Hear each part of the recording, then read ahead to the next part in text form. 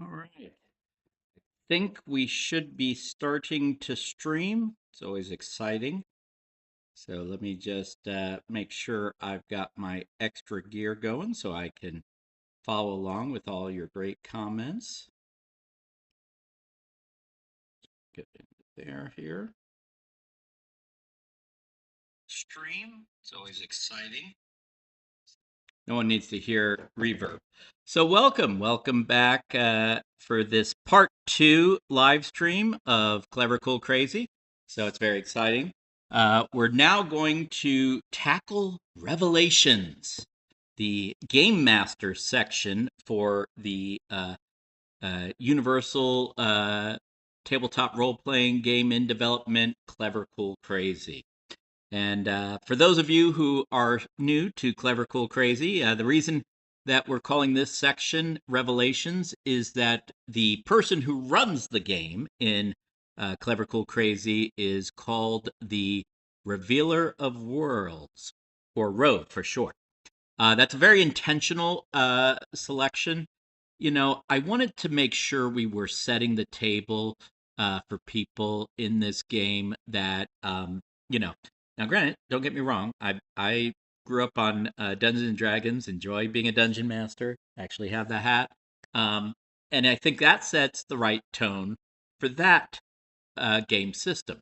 But in this game, I truly wanted to evoke the idea that the person who is either creating the game or running the game world is really revealing the world to the players and their through the characters they have, the protagonists or pros for short.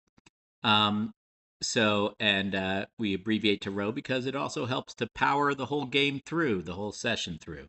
So just a little backstory on why selected that particular name for both the person who runs the game and for our section on how to run the game. So some of this was already touched upon in part 1, which the link is in the description for going over sort of the initial material in the core document that mostly players can use for running their protagonists, creating their protagonists. We'll cover briefly some of the same ground here, but we're going to focus a lot more on what it is that we want the Revealer of Worlds doing specifically and maybe a little differently than the players themselves. Okay, so we kind of covered, you know, the person who describes the game setting in this section. And again, we're going to see some fairly standard advice here, you know, creating comfort boundaries, making sure that your players are welcome at your table, that there's nothing that would be ruining their experience. You know, now granted, this does not mean you can't go hardcore in Clever Cool Crazy. We can support any genre, including horror, survival, uh, working out, trauma. I mean, the world is your oyster. But the important thing, I think, is when you're setting the table for your players, everyone coming to the table should have the similar expectations and comfort level that is going to be respected for the table. Different tables, different comfort levels, and that's okay. But basically, you want to make sure that everyone who is in your game is there for the experience that you will be offering and that they're comfortable with it. Okay. Now, granted, sometimes their comfort level is with discomfort, and that's okay. There's a lot of great catharsis in dealing with the unknown, the strange, the horrific.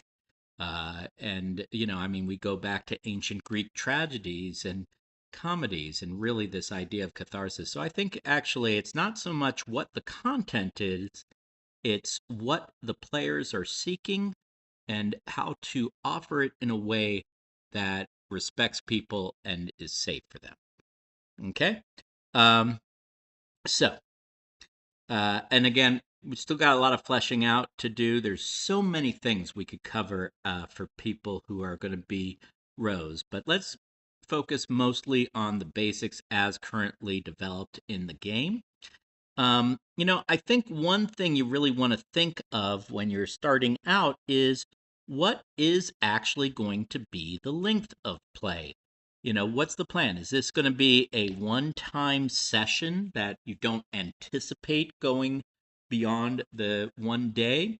Is it going to be a short arc, maybe 3 to 6 sessions? Or are you embarking on a full level campaign?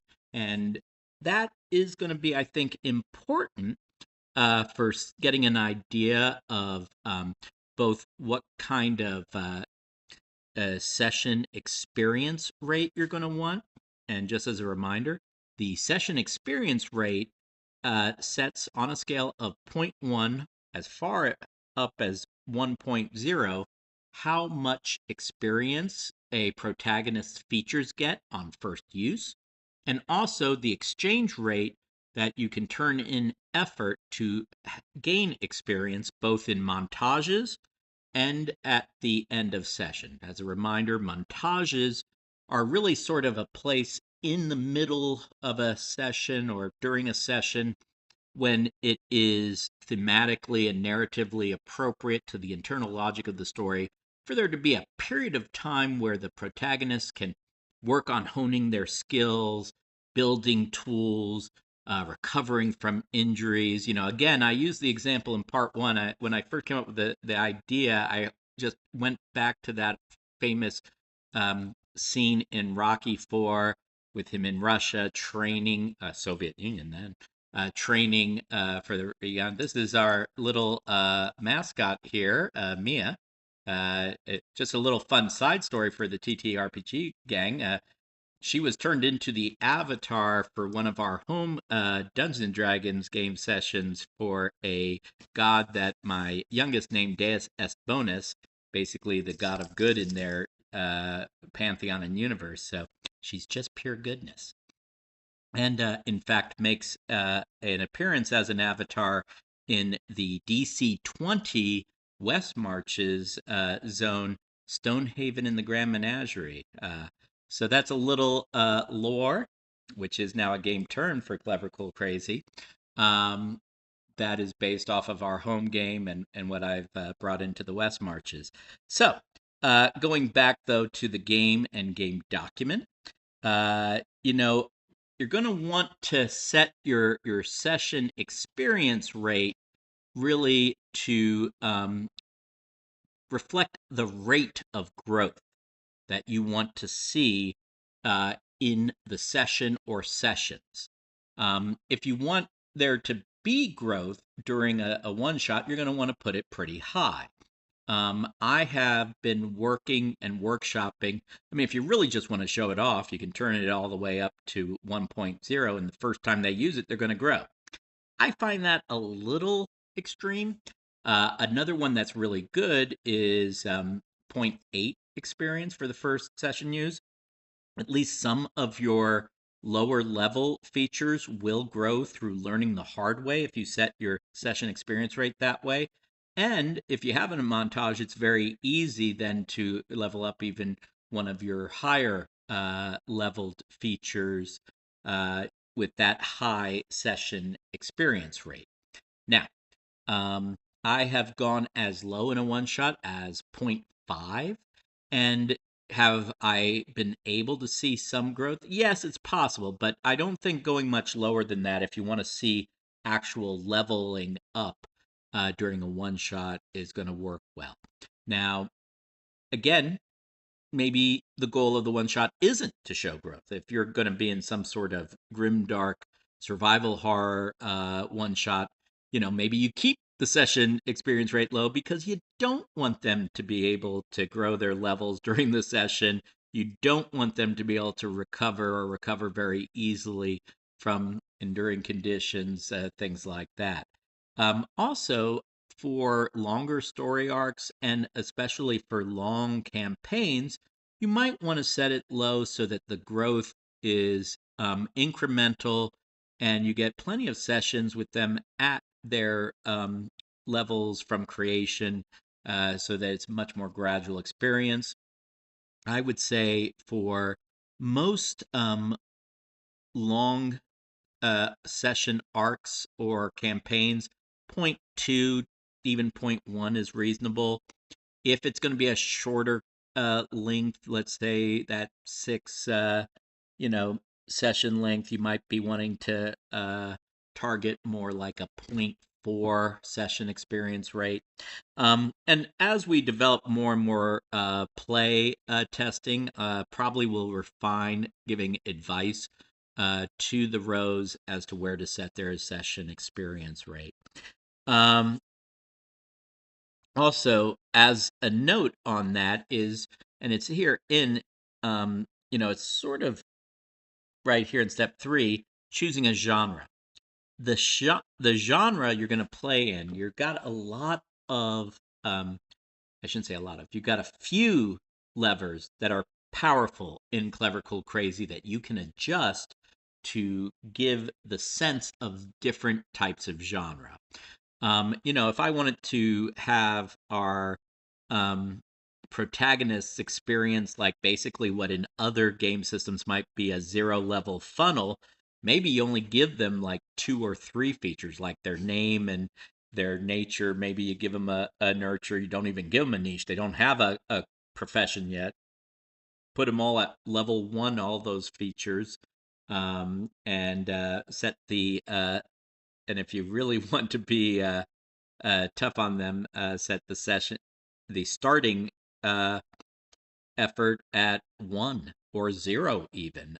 That would be really tough. You could set the session experience rate if you don't want them to grow during the funnel, but only afterwards at like 0.1 or 0.2. But let's say you want it to be a fairly um, uh, tough survival funnel, but you want through play to see them actually grow into someone who might actually be a viable regular protagonist. Maybe you do set the session experience rate a little higher, but they're going to have to earn that effort. That's just one example of how you can play with the levers to emulate different types of genres. If you were going to have a one shot or a short arc where it is superhero based, then you might want to have a number of different features and assets, as well as maybe one or two conditions, like a secret identity that if they're revealed could be trouble for them or things like that. Um, you'd want to have probably at least one feature or asset, maybe more, that has a high magnitude. Uh, for those who are jumping in on this without having fully reviewed Clever Cool Crazy, magnitude usually doesn't matter as long as you're at human level activities, and as long as if you're not at human level activities, that the magnitude is about the same. But if you've got differences in magnitude, that's when it becomes critically important because every difference in magnitude is basically times 10. Or so times 10, then times 100. So it can be quite a big jump. But that allows us to, emulate things from small, like the little people playing where humans are giant and dangerous to them, to playing cosmic entities, wars of gods, kaiju, giant robots, uh, transhuman post singularity civilizations. So magnitude gives you a big lever to jump big in terms of power and scope. So again, there are a lot of different levers you can pull as a revealer of worlds to determine the flavor and emulate the kind of flavor of the genre you want, and for the length of time that you want. So, I do have a side note because of the history of how I've used Clever Cool Crazy about improvisational mashups. This is an option that I have done. I used to do this all the time for my home game with my kids, developing Clever Cool Crazy, as well as initial demos at PAX Unplugged and the Philadelphia Area Gaming Expo. Both of those, I did the improvisational mashup option when first introducing it. Basically, I would have every player write down a single genre that they wanted to play in that session. I would collect them all and I would combine them. So, it could have been a Victorian horror drag racing competition. It could have been, kaiju cowboys. I mean, it you can combine anything. And the nice thing about the Universal system with Clever Cool Crazy is it really lends itself to being able to on the fly provide protagonists and antagonists that are appropriate level and other things using our face everything uh, acronym, which is again features, assets, conditions, and effort. With those four elements, you can pretty much model anything. And then you just give the right level and magnitude as well as starting effort and session experience rate. And you've got it right there. The descriptors do a huge amount of lifting because you don't need to necessarily have a big book of lore, and using that as a game term now, to inform what descriptors qualitatively say that a feature, asset, or condition can or can't do, or when it comes to effect. Especially if you're drawing on classic tropes in various genres, existing prior fiction, other prior made world, or just emulating the real world. You can just pull on all that pre existing lore. It's when you're creating a complete homebrew world that is very different than other examples, genre wise, world wise, or very specific, that you're going to have to provide the lore to help inform the descriptors. But I've done this improvisational mashup for several years now, and with Clever Cool Crazy, I think it's a very easy way to do that. Now, no worries. Not everyone likes to improv a session on the fly, and you don't need to. And we are going to be, as time goes on, I'm going to be creating a quick start adventure, and we're going to be putting in future edits a bunch of tables with different genre descriptors, advice for creating antagonists, monsters, minions, tools, vehicles, all sorts of things. And we'll have those as descriptor tables that you can combine to make these things. And we'll have a lot of exemplars already pre-made for classic, opponents or equipment that you would find in many of the most common tabletop role playing games, so that we have some more road tools so you don't have to improvise everything. I like improvisation, and the game is designed so you can. You don't need all of that, but we're going to put together resources so if you don't want to or it's not your comfort zone, you don't have to. But we're not there yet. We're getting close, though. We are getting close.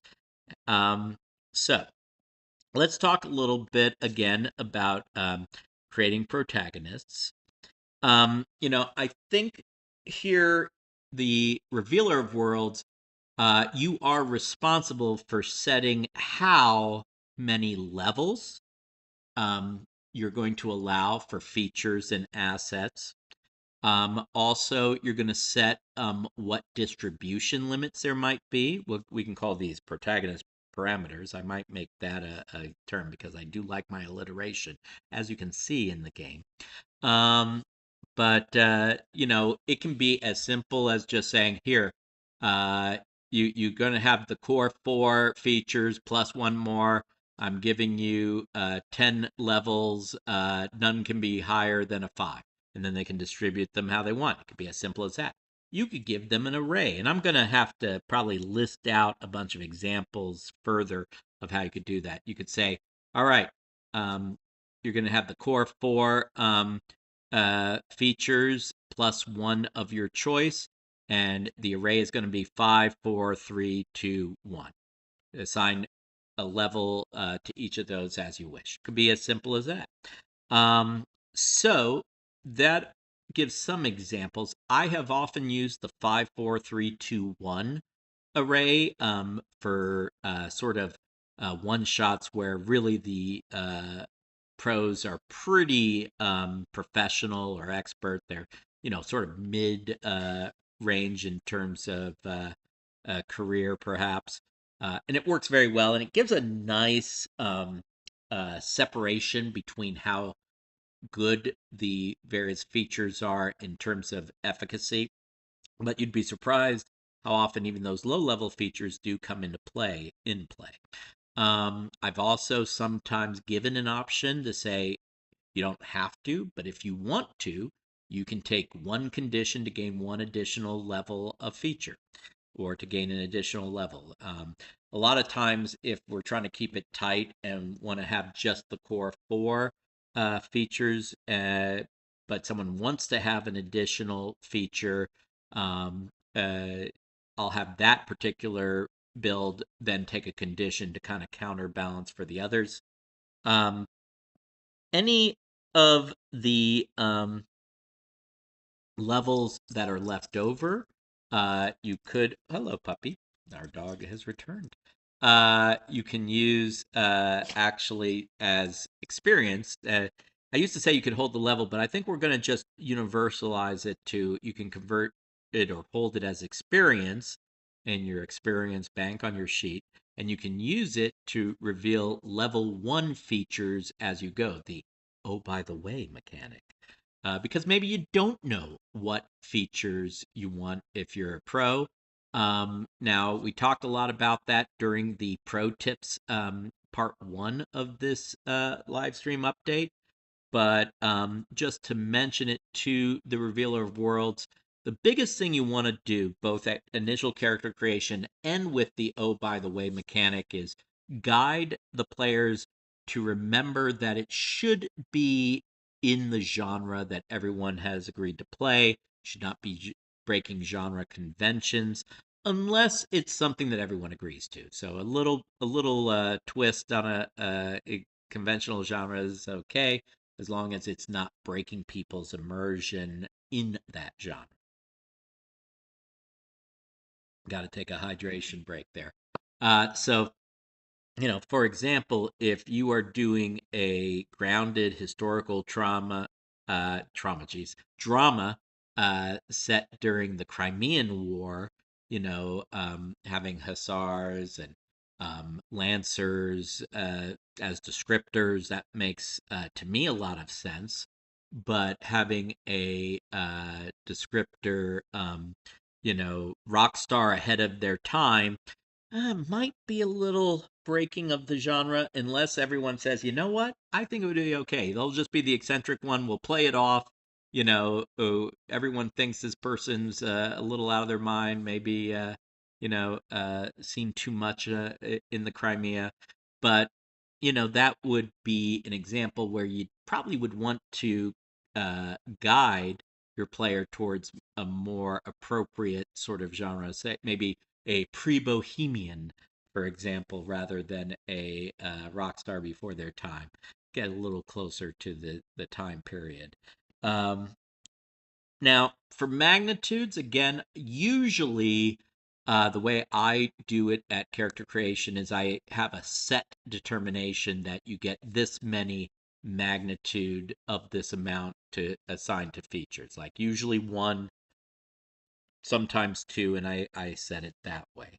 It is something that I think I would be open to workshopping more for future reference, but that would be the way that currently it is done. And just as a reminder here, the levels within a magnitude, you can think of 1 and 2 as sort of novice level, 3 and 4 sort of competent level of ability, 5 and 6 you're proficient. This is maybe more your professional level. 7 and 8 you're an expert, recognized in that endeavor. And You hit 9, you are a master. There are very few who can match you. Um, so as we go through the document, I also did give some examples. A lot of TTRPGs will talk about tiers of play. Um, Overall, for Clever Cool Crazy, the first 3 levels would be considered low tier, comparable to average people. 4 to 6 would be middle tier, comparable to a professional, and 7 to 9 would be high tier, comparable to world class elites in that area.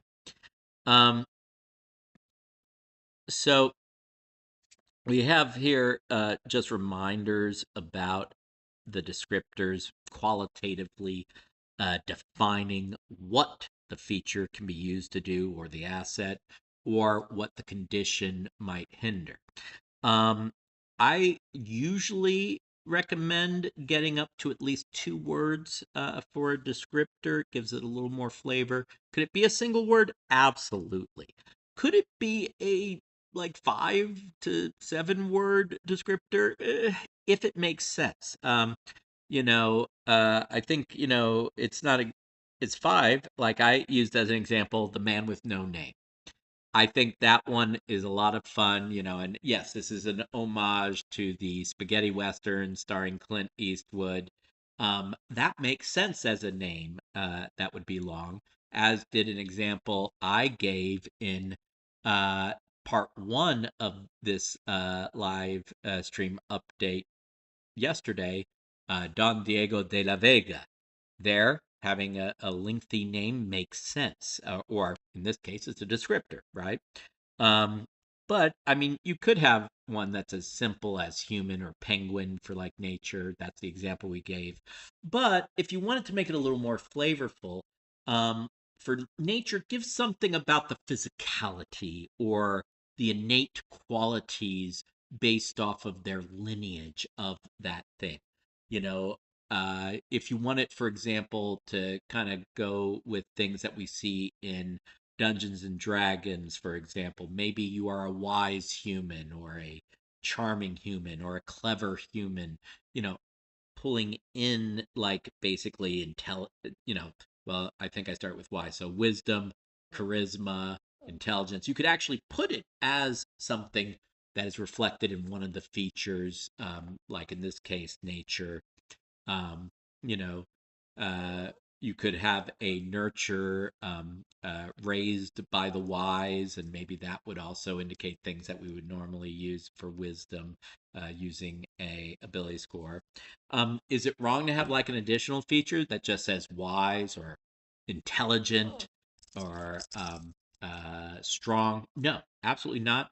One of my OG play testers, Alex, loves to have a single word descriptor or 3 for features, and I think really that's the beauty of the system, that descriptors can be flexible. They can express what you want. So if you want it to be a little bit more like almost ability or attribute type feature, you can just use a descriptor that reflects that. If you want it to tell a mini story, again, let's try and keep it within 5 words, maybe 7 at most. You can do that as well. Um, you know, I would be if you're going to be adding words, it should add flavor and actually, if anything, maybe further restrict the descriptor's reach rather than just being a list of things. If you're listing things in the descriptor of a single feature, maybe that should be more than one feature. But I think having at least 2 words that might have some expansion of the descriptors utilization, as long as they relate, makes sense. Um, so we might have to give some more advice about descriptors as we develop the Revelation section to give better guidance, but that's just an example. And I have here some old terminology. Recommended starting player points are, wait, let's see. I don't think we need to call it that. I think we should call that protagonist levels. There we go.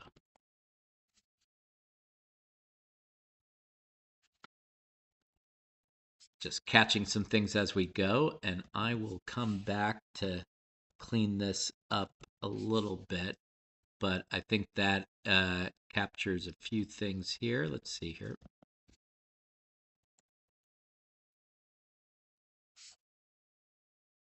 Yep. Oh, there we've got my 5, 4, 3, 2, 1 array. Let's see here.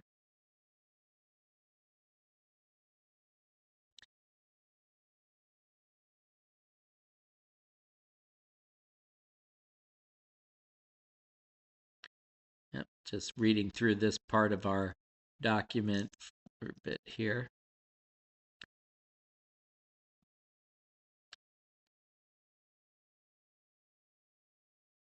Yeah, let me see if I've got this further clarified for us folks as we go through the documents.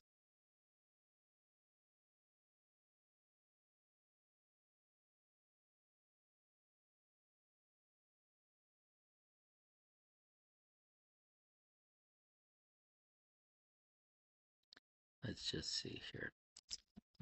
Okay. Yeah.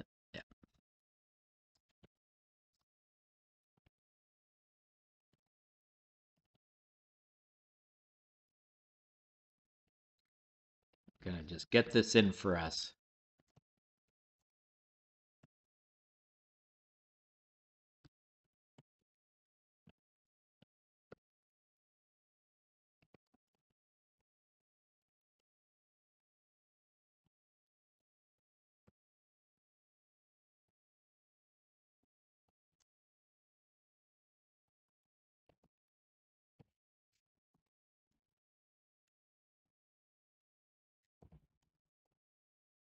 And I'll clean that up a little later, but just putting that in as a reminder about it.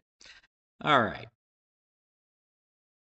And, again, I give some examples here about things we were talking about. And I can tell this is a section that I haven't really done a huge amount of editing because it's been pretty stable. It just needs a little updating of unifying the language, really. Just see here. Yeah, like some of this has more the levels as we go later.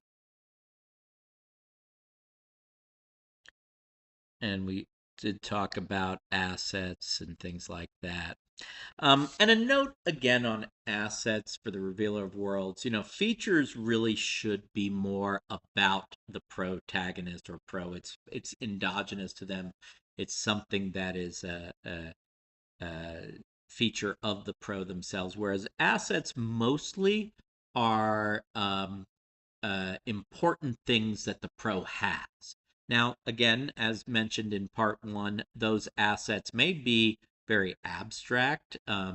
Maybe it is that you can turn into a werewolf at any full moon, which, kind of straddles that line between feature and asset. But if it's a curse that can be removed, an asset might be a better way to represent it because features are not usually supposed to be removed, but assets can be.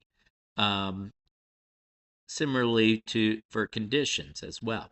They're things that happen to the pro and can cause problems for the pro, but they can be overcome. Let's see here. Just as we go through, we've got some more advice about the session experience rate listed here, which we've already talked about a lot. Okay. Now, couple we've got here in setting the rate some advice about starting effort, and I think I did mention this in the live stream previously, but the big thing there is really you want it to roughly reflect at least the amount of level not the amount of hours that you intend to play. Usually, you want to think that they're going to want to earn or spend at least one effort per hour. I have found in the playtest that's a pretty good rule of thumb. Again, if it is a scarcity genre, you go lower. If it's more of a high adventure or high growth genre, you go higher. Um, Particularly when you might want to go higher is when you have it's a big high level protagonist and antagonist session, because if the antagonist is hitting with pretty high level conditions, you may need some more effort. Um, but again, that's something we're playtesting. But I would say your best rule of thumb is often think how many hours you're planning to play and give that same amount in effort. That's a pretty good rule of thumb I have found. Um, and you really got to remember, as the revealer of worlds, your job primarily during the session is to describe the world, when necessary, provide face as mechanical representations of the world, and help guide the pros through times of uncertainty when they need to um, uh, do an action rule, which we talked a lot about in part one. So let's talk a little bit about the other side of the equation. We talked a lot about what the pros need to do. Well, what about their opposition? What about the resistance? And just to point out, resistance is the game term for anything that is opposing or pushing back on the pro that is not their own condition. That could be an environmental hazard, like you got to jump a chasm. That could be a rival, like you're in a competition for a baking competition and against someone who's baking. It could be your other protagonists. And resistance in Clever Cool Crazy does not have to be pure one on one. It could be multiple sources, and you compare your action totals to all of those to see sort of who wins, who draws, and who loses, or has interesting outcomes. Um, but at minimum, anytime the protagonist does something, the world pushes back. That's a deep truth for Clever Cool Crazy. Um, so anytime there is a need to roll, that means part of the world is pushing back in some way. And that means that you're going to need to figure out the resistance. Now, resistance environmentally or a protagonist works a lot. I'm not protagonist, antagonist works a lot like a protagonist does. But um, you may have even more simple forms of environmental hazard or minions. They may not have as many features or assets as a protagonist does. And really, a emerging concept that we've been talking about is thinking about resistances as simple resistance or complex resistance. Complex resistance is going to be something like an antagonist built similarly to a protagonist. They've got a number of features they can call upon. They may have assets. They have actual effort oftentimes to spend. So they can really be a pure challenge. Um, Whereas a simple resistance is going to be like maybe just a little minion or a guard that you put someplace that you really just wanted to have some level of obstacle for the pros to overcome, but is not designed to be complex or take a long time. Um, Even if it is a long time, sometimes you might have a more simple environmental hazard or obstacle to overcome. So maybe it just has one feature. Maybe it just has one feature and some effort. Um, if you want it to be a little harder to overcome quickly. Um, so that is the main ways that I think of simple versus complex resistances. In general, the way that the dueling exploding dice system works, remember, it's not so important how high your action total gets as it is where does it fall compared to the resistance. So, uh, and of course, the resistance always rolls when you roll. So, that means it's always an opposed roll, which means that all other factors being equal, you're going to center around a tie. The odds of getting of either you or the resistance getting 4 or less difference are pretty high. Getting beyond either 4 higher or 4 less than the resistance, if everything else is equal, becomes a diminishing return. It does happen. The tails technically go to infinity, right? Because you can constantly explode, and so can your resistance. But in reality, they tend to rapidly diminish in terms of likelihood. So we've got this sort of peaked distribution around the difference with zero difference, and then these very uncommon but continuing extension tails going either in the pro's favor or in the resistance's favor. So really, things tend to tightly aggregate around plus or minus 4 when you do the math, if all things are equal. An antagonist that has similar features, assets, effort to a protagonist is going to be able to keep up. So if your antagonist has a similar level of their highest level compared to your highest level used in that situation, if you're a protagonist, it's going to come out with that distribution pretty similar. On the other hand, a simple form of resistance, well, they may have the same level as your highest level, for example, but they're not going to have added features or assets to add to that. They're not necessarily going to have a lot of effort, if any.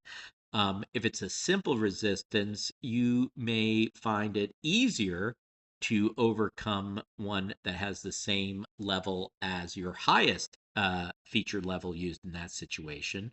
So a revealer of worlds may want to think about the different levels of challenge. In general, the advice is make the levels of the simple resistance or the antagonists what they should be to express them in terms of the genre, in terms of the world. Don't worry so much about having it matched exactly. We're not worried about challenge ratings here or anything like that. But if you want to make sure that a simple source of resistance, easy for you to run as a rogue, but is still a worthy challenge for the protagonists, you might want to have it be a little higher in its level than the highest level of feature likely to be used by the protagonists to overcome it. I would suggest, though, in general, you don't. If that's what you're looking for, you probably want it within 3 more of the highest level of the protagonist, so not much more than that. But again, that's just if you want to give an equivalent challenge as a simple resistance versus a complex resistance. But the biggest thing you want to do is drive it based off the fiction itself.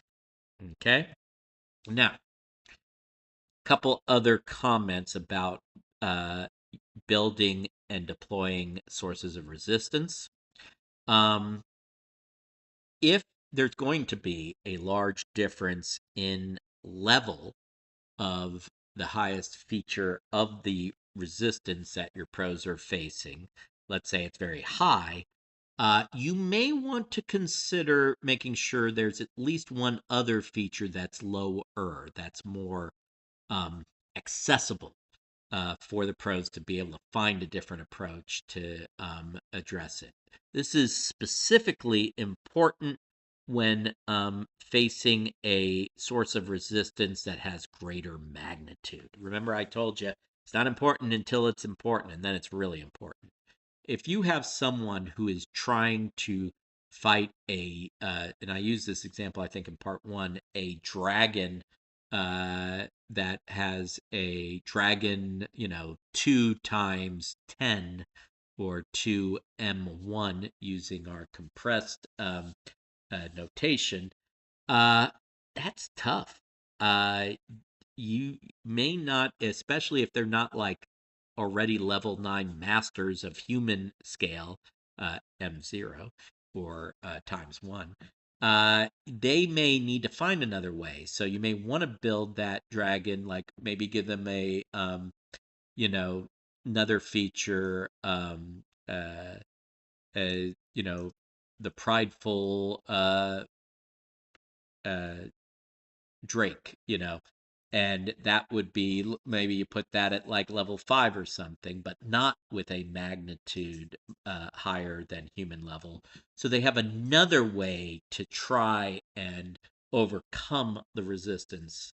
Or maybe you say, you know what? I told you this is a great dragon. You're going to have to find a dragon slaying sword um, if you're going to defeat them in combat. And then you have a asset that they can quest after that would be maybe 1 times 10. That would at least give them a magnitude equivalent to the dragons, and that will give them the chance opportunity to slay them. It's interesting if you think about it this way. What old school Dungeons and Dragons did with magic weapons and creatures with requiring a +1 or +2 to hit weapons, or even in more modern Dungeons and Dragons, immune to non-magical weapons. Really, you can pretty much model with differences in magnitude in Clever, Cool, Crazy.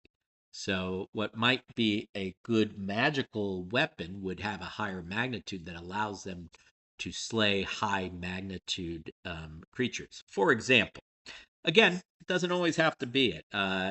Good examples of high magnitude assets that pros may use just naturally, even in more naturalistic settings, would be sports cars, fighter jets. Those are not human level tools. You will never outrun a fighter jet. You will never be able to knock down, unless you hit the air intakes, right? A fighter jet using a rock you're throwing as a human. You need something of equivalent magnitude to take it on, like maybe you have an asset of a rocket launcher or your own fighter jet. Those are the sort of things that you can use to overcome resistances of greater magnitude. So, one thing that we've kind of been alluding to throughout all of the live stream yesterday, as well as today, is this idea of face everything. Okay, that everything can be modeled with features, assets, conditions, and effort. And it's true. What about time and space? Well, this game is designed to really have an abstracted notion of time and space and to keep track of it narratively predominantly. Now, having said that, because remember, we can face everything, you can use face features and action totals to gauge how long things might take or how far things might reach. I want to put in effort here because that actually is sort of a time potential thing. But they may give, you know what? I'm just going to mention assets, conditions. We'll get it. We'll get them all in there, right? Uh, you can use those as a rough gauge. If you're a human, 5 racing a cheetah 9, or maybe even 1 times 10, I have to do the math. You're not going to outrace them. They are going to be fast. But you can represent that abstractly. You don't have to actually say, okay, they're going to go, you know 10 spaces into your 5 spaces. You don't need to do that. Really, you can just describe it abstractly. um, if there's some tasks that it's useful to keep track of progress in time and space, that's where you might want to use a clock or a progress tracker. And those are considered things you can use in Clever Cool Crazy. And I will tell you a little sneak peek. One of the main ways to use clocks, progress trackers, is uh, by embedding them. I'm going to keep that, I think, lowercase for now. Embedding them in assets and conditions. So you can have assets and conditions that function as a clock or a progress tracker, both good and ill. And so that's how in Clever Cool Crazy we prefer to use clocks and progress trackers. Um, but again, you could in this example also use a traditional clock. Circle with 6 sections. Each time a pro accomplishes another leg of a mission, the wedge gets filled in. So you can also use traditional clocks as popularized by Blades in the Dark. I believe there was also some use of clocks in things like Index Card RPG, but and they're great to use. You can use dice to help with countdowns. But again, even if you use those as visual reminders, it's great if you can link them with assets or conditions. Now, let's say you need some anchors for things like time, speed, lengths. I've included in the magnitude example at the end of the document some benchmarks going all the way from, basically 10 times slower than the average human to human Olympic level speed running to cars and planes, and then sort of superheroes who can go faster than the speed of sound, faster than the speed of light, to give you sort of a range of options that you can use as a benchmark. Because and I gave it as speed because speed is distance divided by time. So with the speed benchmarks, you can use those as well to figure out time and space.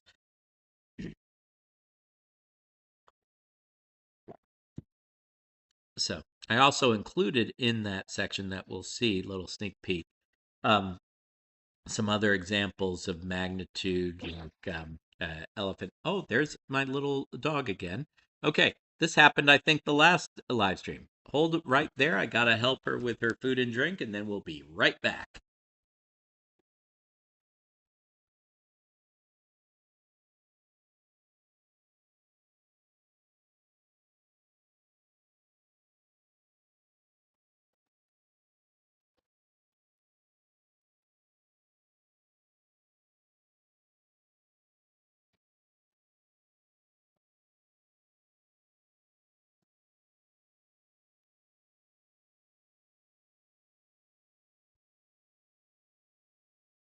And we are back. So, gotta take care of those little critters. Um, so it is a sneak peek, but at the end of the document, I also do have some examples of like heat in terms of lava, power in terms of like an elephant, just to give you some ideas. I mentioned them briefly. Those sort of things are going to be much greater expanded as we develop tables and antagonists and vehicles, so that you have some more benchmarks. That's in future development work. All right. So, um, what about, you know, again, we talked about space, but what about people who want to use maps? I think maps are great. I love Theater of the Mind. Also, though, I have taken out, a uh, sort of wet erase marker pad and drawn maps. I have used virtual tabletops to provide visuals for it. You can use maps and other visual aids and terrain visual aids in Clever Cool Crazy. That is fine. What you don't have to use is a grid. Okay, we don't have gridded play for Clever Cool Crazy. could you come up with a grid for gridded play? You could, but I don't think you need to. Instead, what I would suggest is using more of a zone approach if you feel the need for that sort of granularity in pacing. And again, use the most appropriate level, a most appropriate feature descriptor level combo to determine how far zone wise either reach of weapons or speed of movement and eating up distance would be. But at this point in time, we're not actually anticipating having standardized grids or speeds. And what you can do, though, is you can use visual aids, maps, terrains. You can do this theater of the mind as well, but it may be even easier if you want a more sort of tactical experience based off of the genre and using terrain features and using positioning. You can do that in Clever Cool Crazy, but what you want to do in that case is you take basically the terrain and positions of known pros, allies, and antagonists, and you can put in the terrain areas that would have an associated asset or condition that pros or antagonists can use or have to contend with when they indicate that their pros or antagonists have entered into those zones. For example, if you have a high promontory and you put a pro there, they could get a asset while they're there of high ground 1.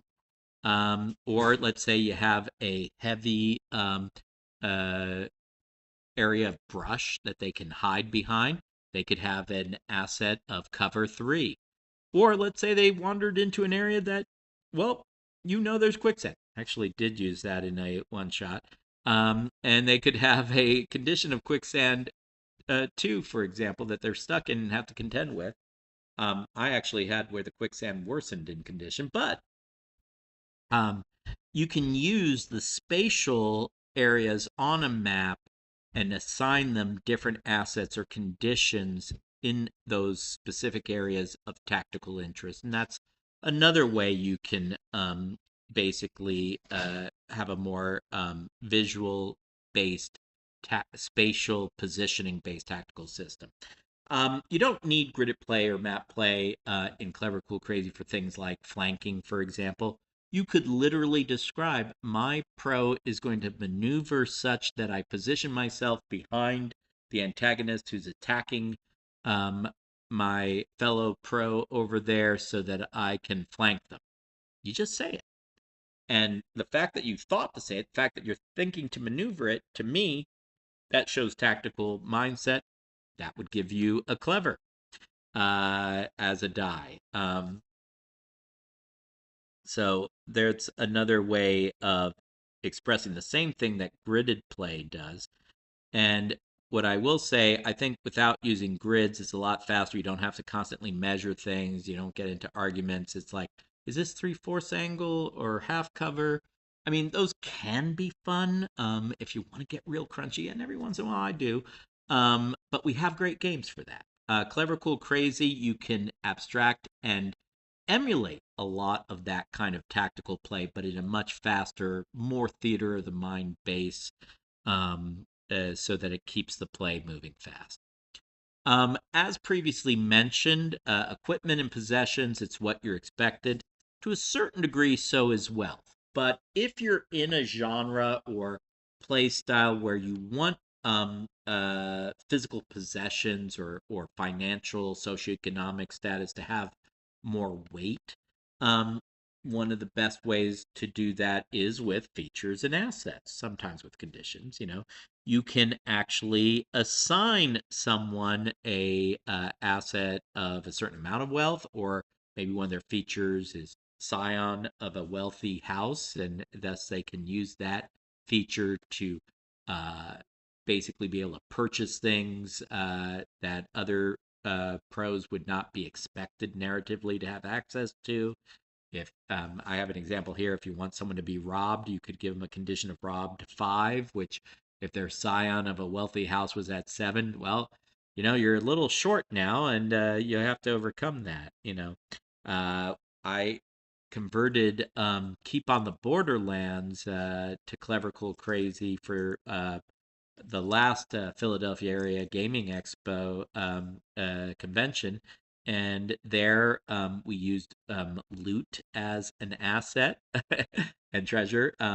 If they had gathered enough, I probably would have also started to impose a condition of encumbered if they tried to carry more than was feasible for a human level pro. Again, ways you can abstract and use assets and conditions, somewhat features, to emulate genres, to model things in the world without having to have special rules or additional bookkeeping. Um, and I think I may need to both replicate this and move it in the front parts for both the pro tips and for revelations. But here we have a section on using the condensed face notation. So the idea is, and really a lot of this was inspired actually by working again with the Moldvay BX and Keep on the Borderlands. I mean, I was looking at some of the places things were written in, and it was just so tight they could represent in a single line a monster or an NPC. The actual BX booklet had the bigger descriptions written out, but the abbreviated notation was just so simple, but it had pretty much everything you needed if you already knew what the creature was. And really, that was almost an inspiration. And I thought, and we'd been moving a little towards this. I'm like, we can do a condensed, easy notation for rows to keep track of things. Even if pros want, they can use some or all of this. So, as has been mentioned, we face everything. So the condensed face notation has in it F, A, C, and E, followed by colons. Okay. So when you're writing out a condensed notation for like an antagonist, you would list F colon and then list each of their features. If they have any assets, it would be A colon and list out their assets. If they have any conditions already known, like an enduring condition, it would be a C colon and you list that out. And effort would be the E colon and you just list the amount. Okay.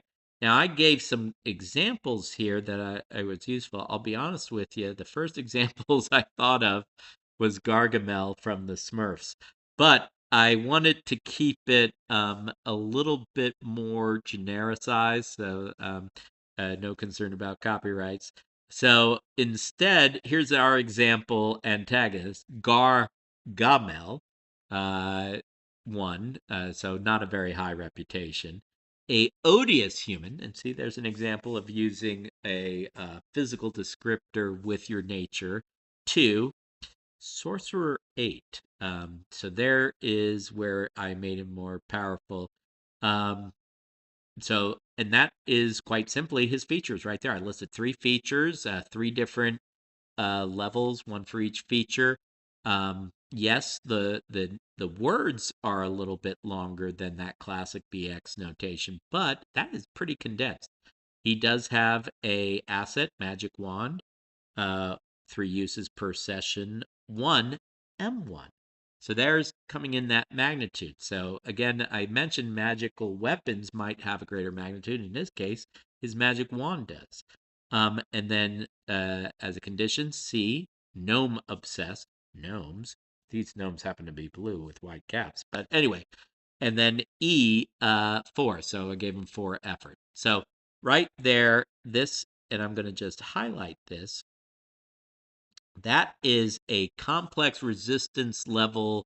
I missed it. There we go. That is a complex resistance level. Come on, I'm trying to highlight this without blocking it. Yes, a complex resistance level antagonist that's got a lot of hooks And look how small that stat block is. So that's something you could put into a situations description. Takes up very little space. Everything you really need to run this guy is already there, with maybe just a little sprinkling of lore somewhere. Um, it can be even more condensed. For example, a group of 4 trolls. We have 4F troll. And then I got a page break. 4F troll 5, C, sun petrifies 2, and E2. Let me show here. I'm going to highlight this. You know what? Just for the sake of highlighting this, what I'm going to do is I'm going to put it all on the same line. Again, as we edit things keep shifting, so that's why I'm not worrying so much about having them lined up. But right there, that is the stat block for 4 trolls. Short, simple, easy to find. What about minions? Well, we could have a group of 20 goblins. Here it is, 20F goblins 1. So again, if before the F colon you see a number, that's how many. Then everything else flows from there. So I think using this going forward for condensed notation is going to really help to tighten things up, allow for future adventure development, to have some tight notation with reminders right there in the description of the statistics for antagonists in face notation. So I'm actually very excited. That's a later edition, more recent edition, but I'm very excited about that. Now, just remember, like that magic wand, it's got a lot of information here.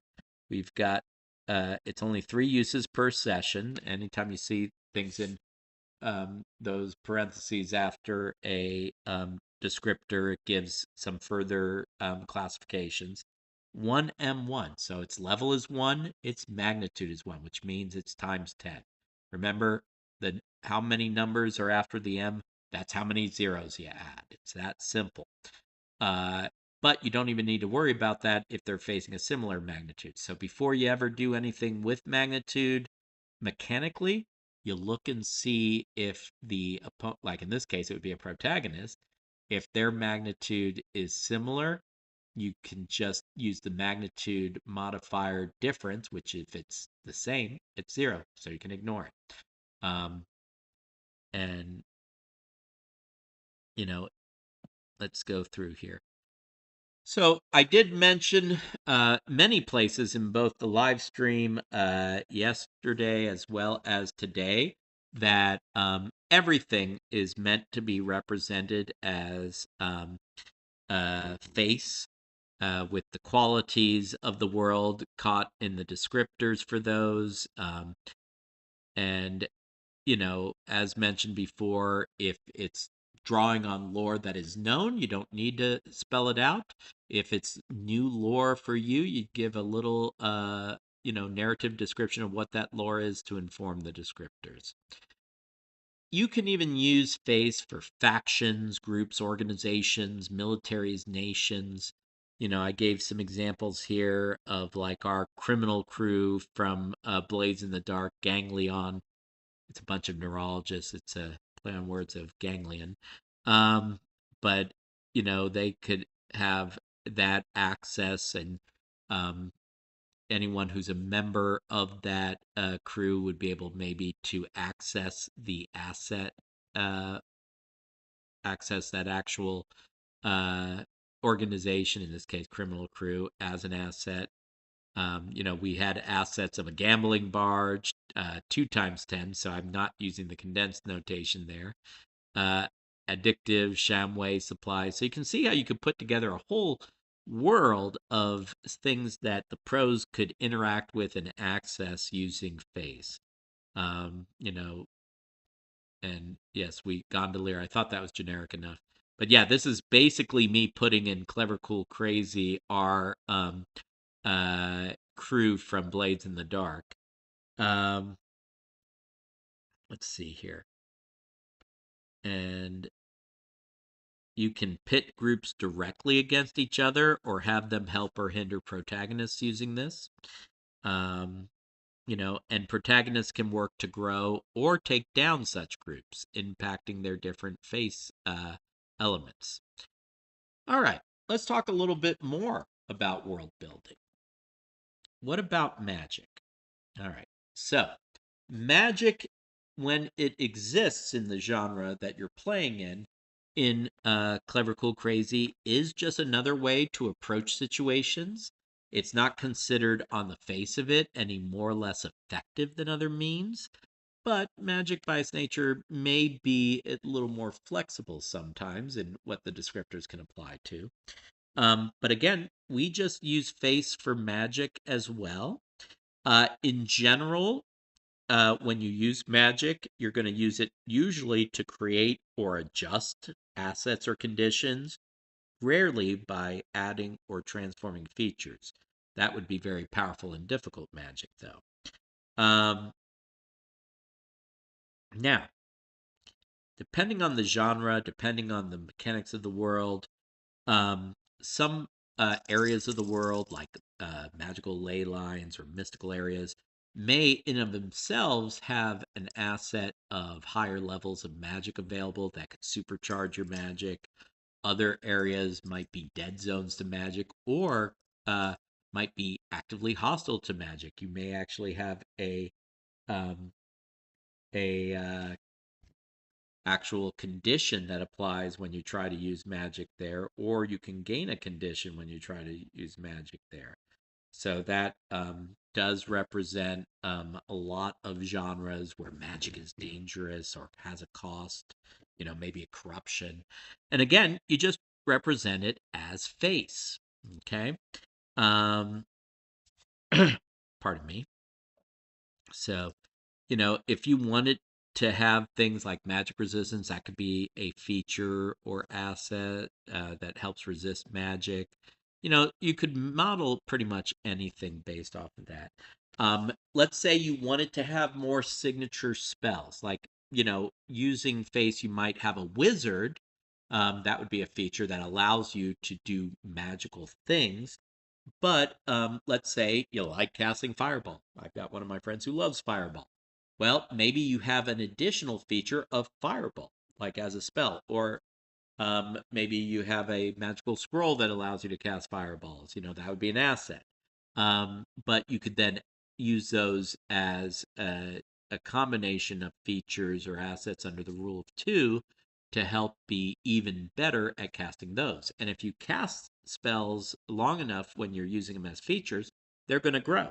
So that's another way to grow those features. And it may even get to the point where you have certain spells that are even more powerful than your basic spell casting level. So with those signature spells, you're very powerful, but then with regular run of the mill magic, you're just a little bit, you're okay. That's another way to model magic if you want to have more of a spell based flavor to it. Um, but another thing we do is we tie the level of magic's effectiveness to the level of technology's effectiveness in the world. And I'm going to talk a little bit about technology in the next section.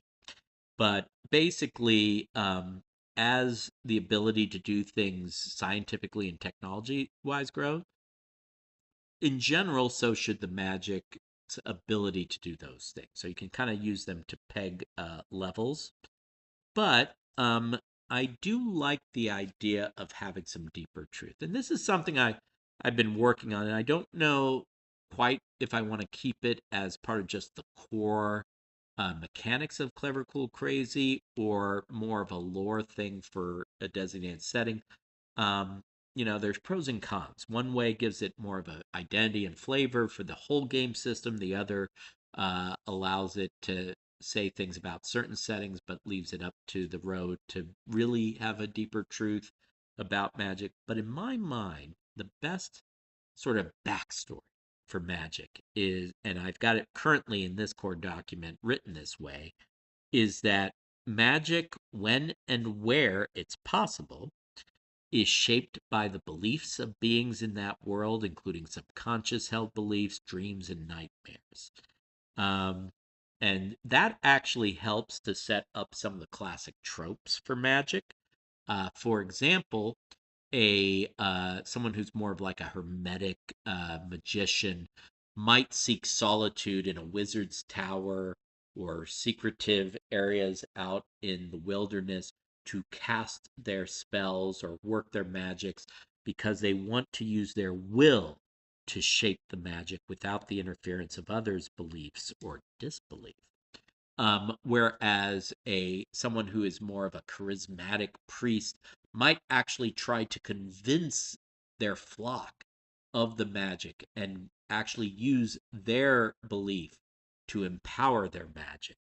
And again, by making it sort of belief based and that deeper truth helps us to figure out how different magics would relate to each other, why we have these different flavors of magic. So I kind of like the descriptive power of having that as a deep part of the lore.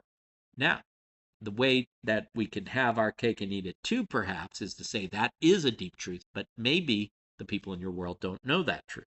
It may still be an underlying sort of metaphysical, not metaphysics, which is just added rules in Clever, Cool, Crazy, but metaphysical truth, but maybe it's not known. Maybe they have certain beliefs in that world about how magic works that are so strong that that's how magic works.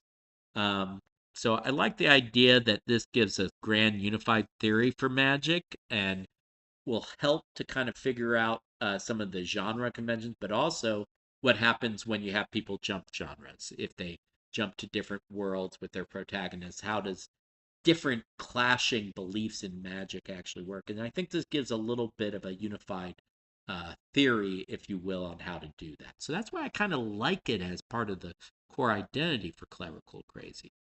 Again, please do include in your comments and in the live stream what you think on that. Similarly, let's talk about timelines, multiverses, and worlds.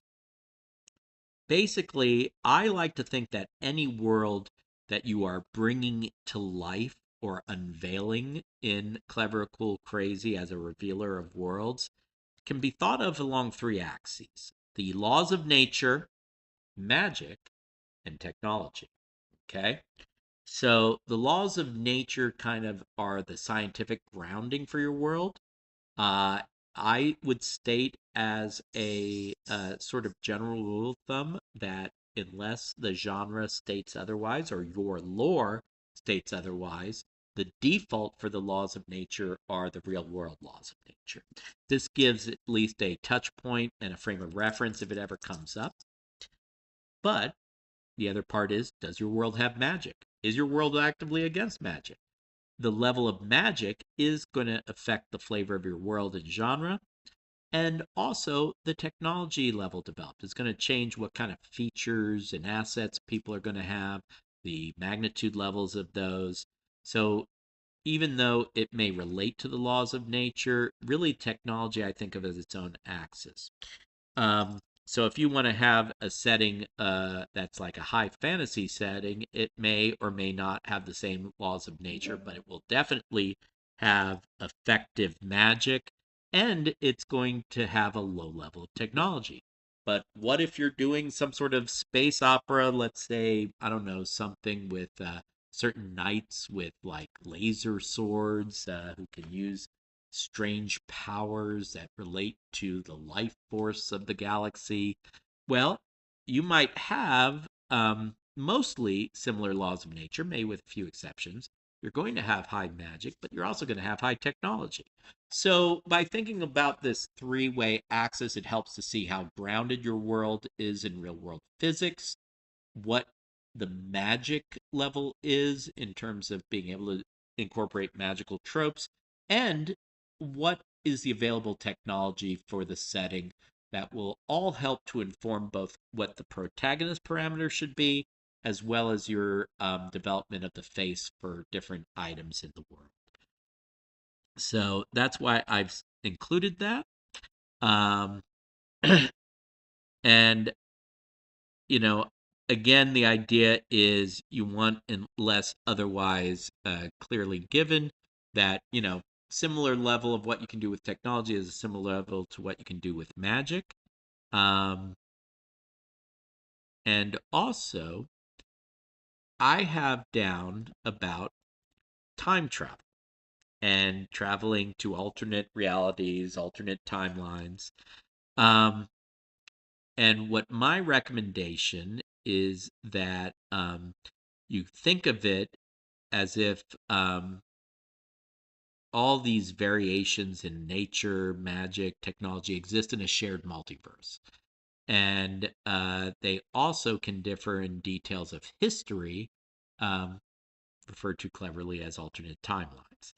And I give the general recommendation that traveling between universes like that would be considered very hard, though the rogue can provide magic or technology through assets with high magnitude to allow for protagonists to travel between universes, if that is appropriate for the genre they're playing in.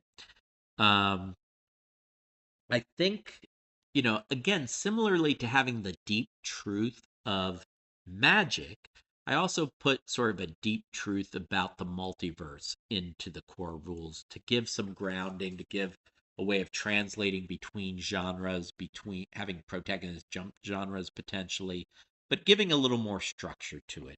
And basically, the idea is to kind of use the many worlds interpretation. Every time something changes, there are it's because there's a different world, not because you've erased what happened in the past. That helps to rationalize a lot of things like time paradoxes and things like that.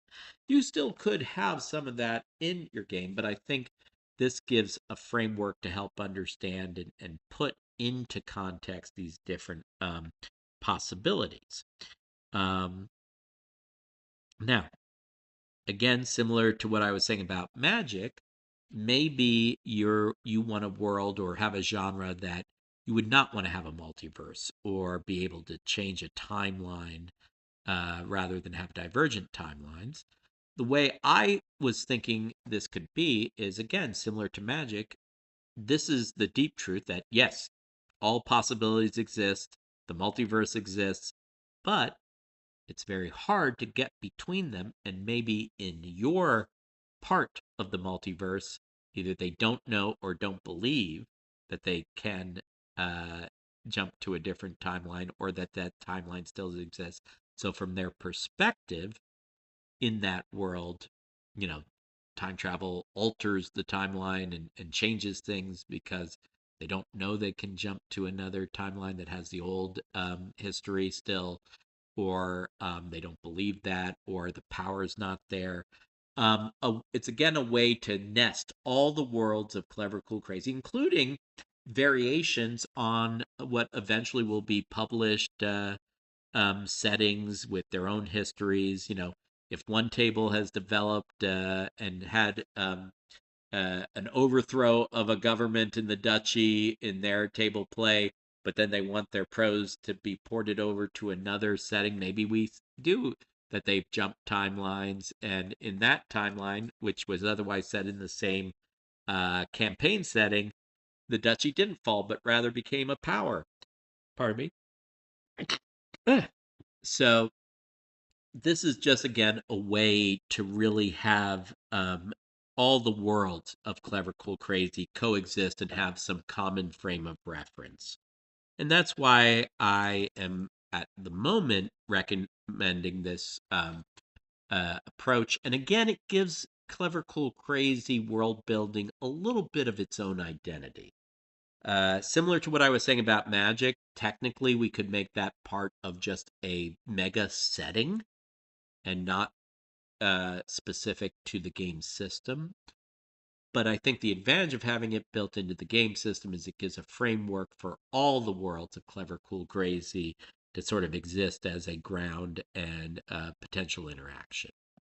So that's what I have around that. Again, that one's a newer idea, and I'm still a little on the fence about whether keeping it as a deep truth for the game system or just making it for many of the settings for the system. So let's move on.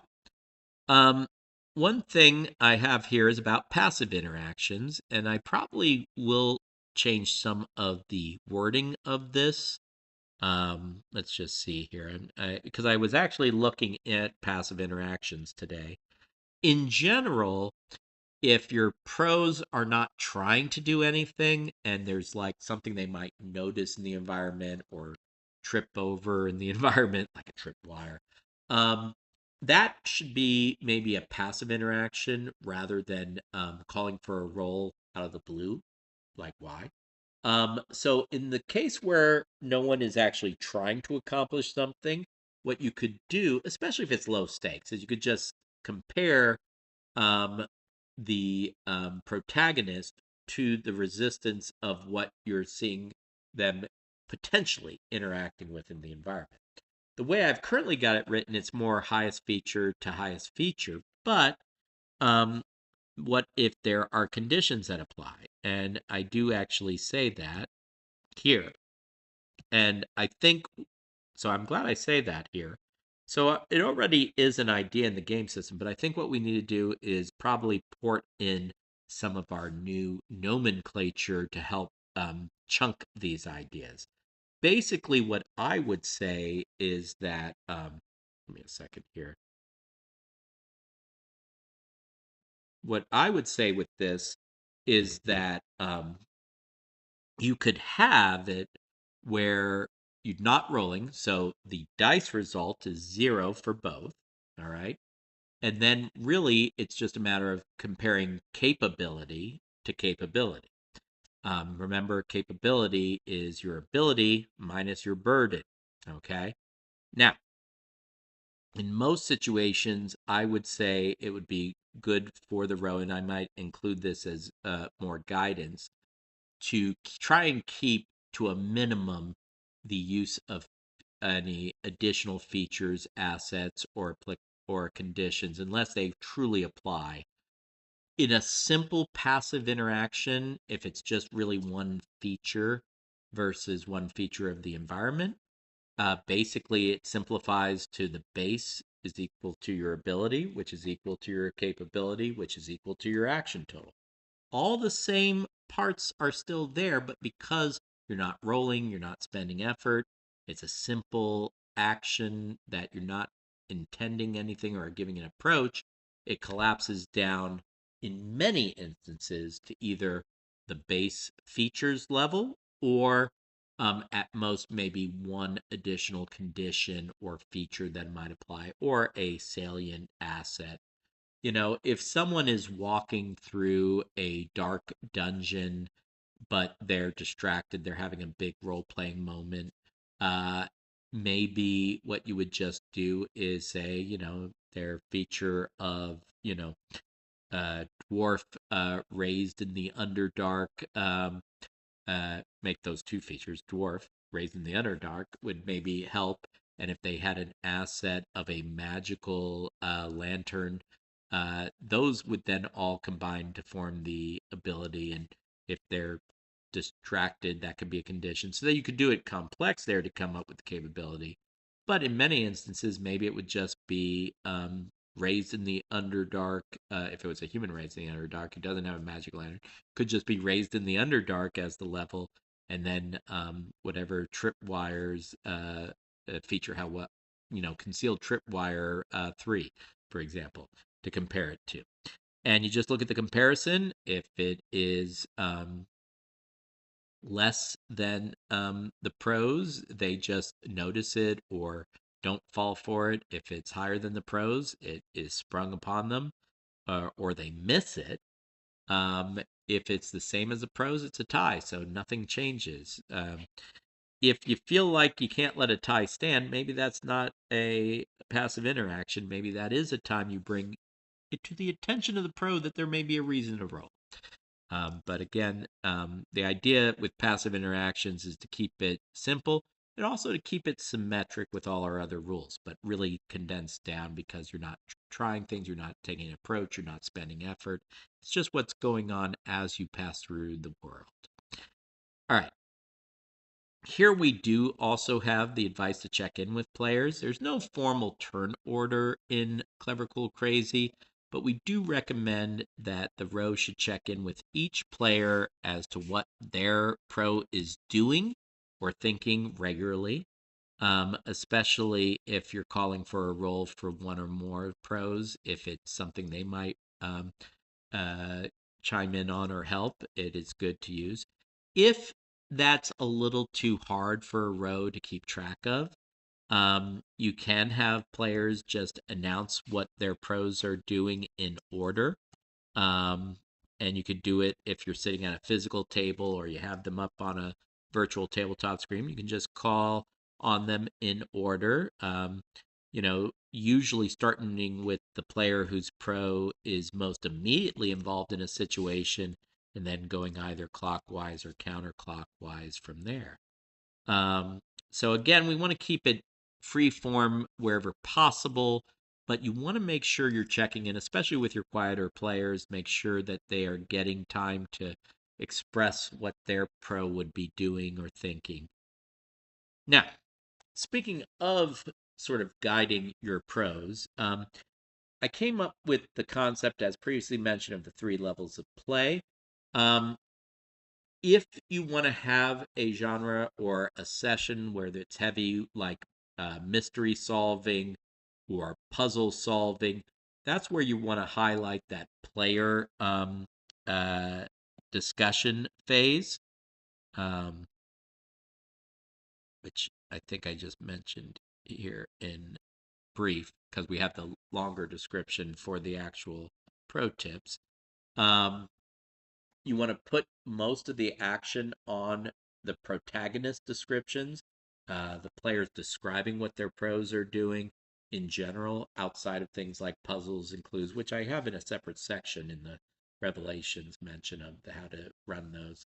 And then only call for rolls when it would be that there is more than one result possible and it would be interesting or important the difference between those results.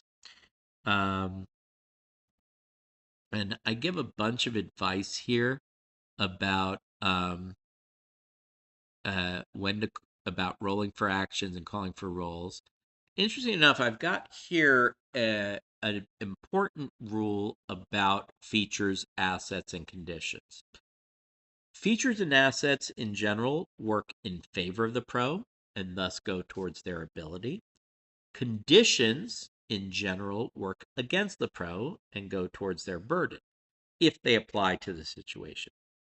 Occasionally, though, a feature or asset may work against you, in which case you treat it as if it's a condition. And occasionally, a condition may work in your favor. Sorry, not against you, in your favor of your pro, in which case you treat it like an asset. And it's just that simple.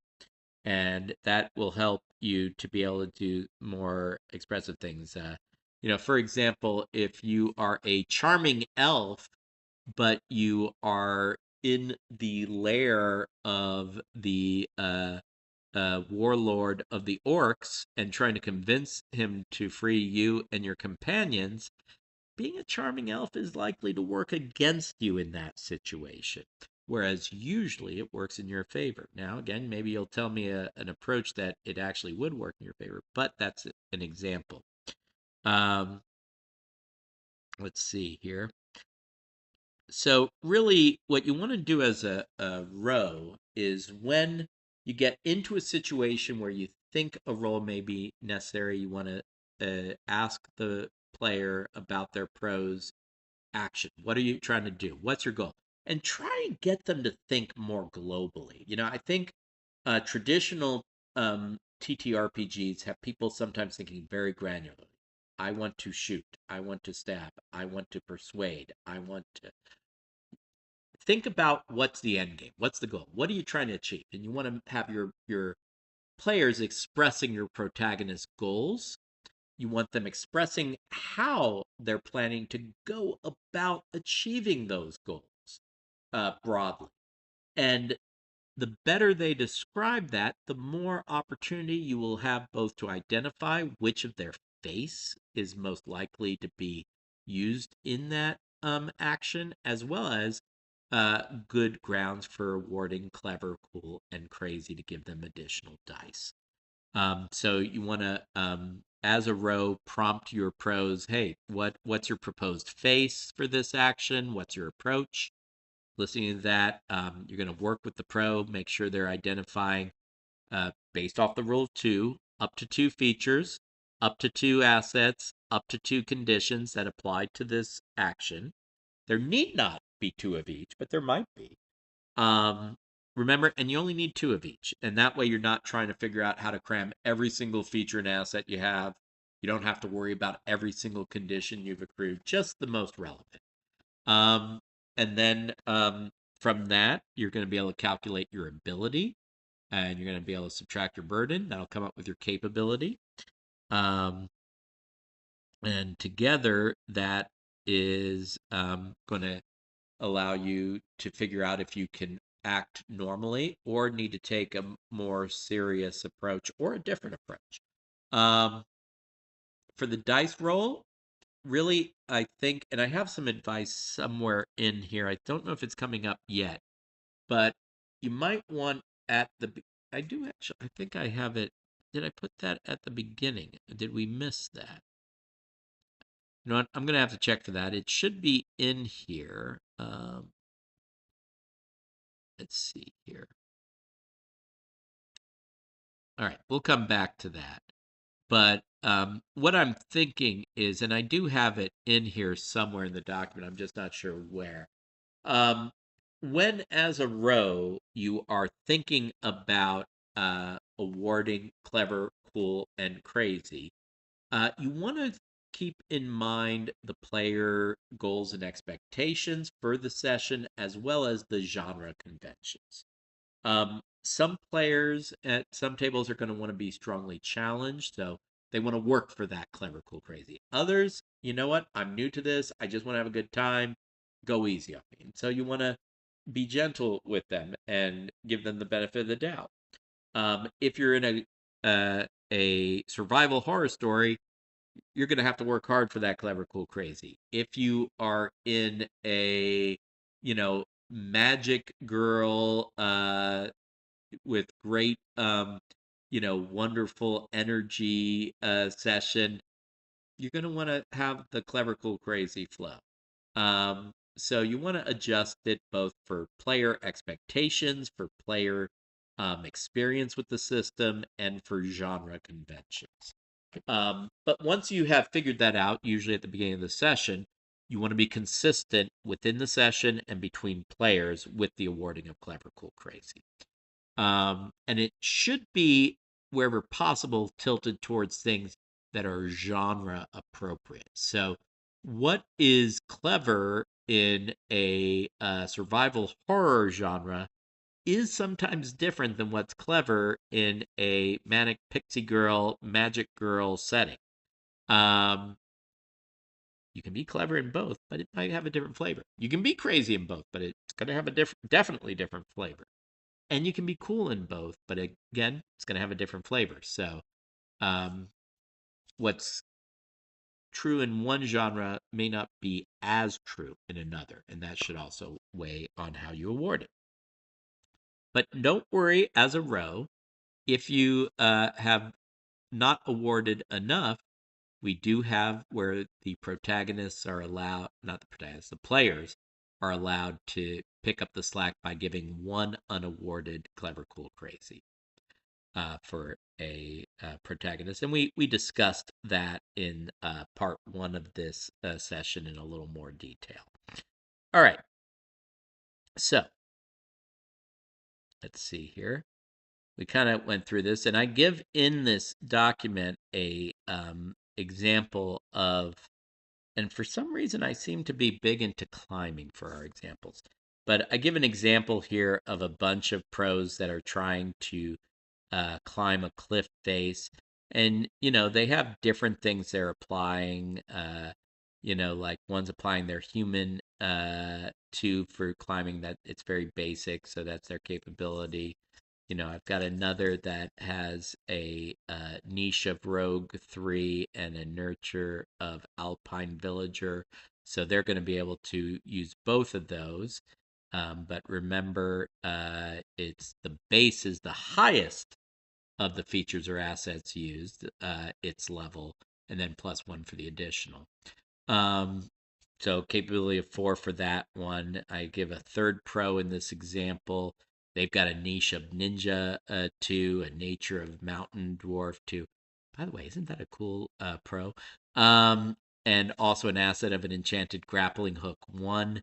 So they're going to actually be able to have a base of 2 and add 1 for their mountain dwarf, 1 for their grappling hook if you want. To get to a total of 4 for their capability. And again, I give some other examples here. And you can see how different descriptors can be reasonably thought to affect these. I had another example where one had a ephemeral condition of dehydrated one. Dehydration is a favorite condition of mine for some reason in these examples. And I give an example there. And there's also an example of a pro with a giant ballista, usually an asset that is to their advantage, but in this case serves as a condition. I had a condition of sticky one, don't ask, but usually that's against them. But in this case, it's helping them climb. So it flipped.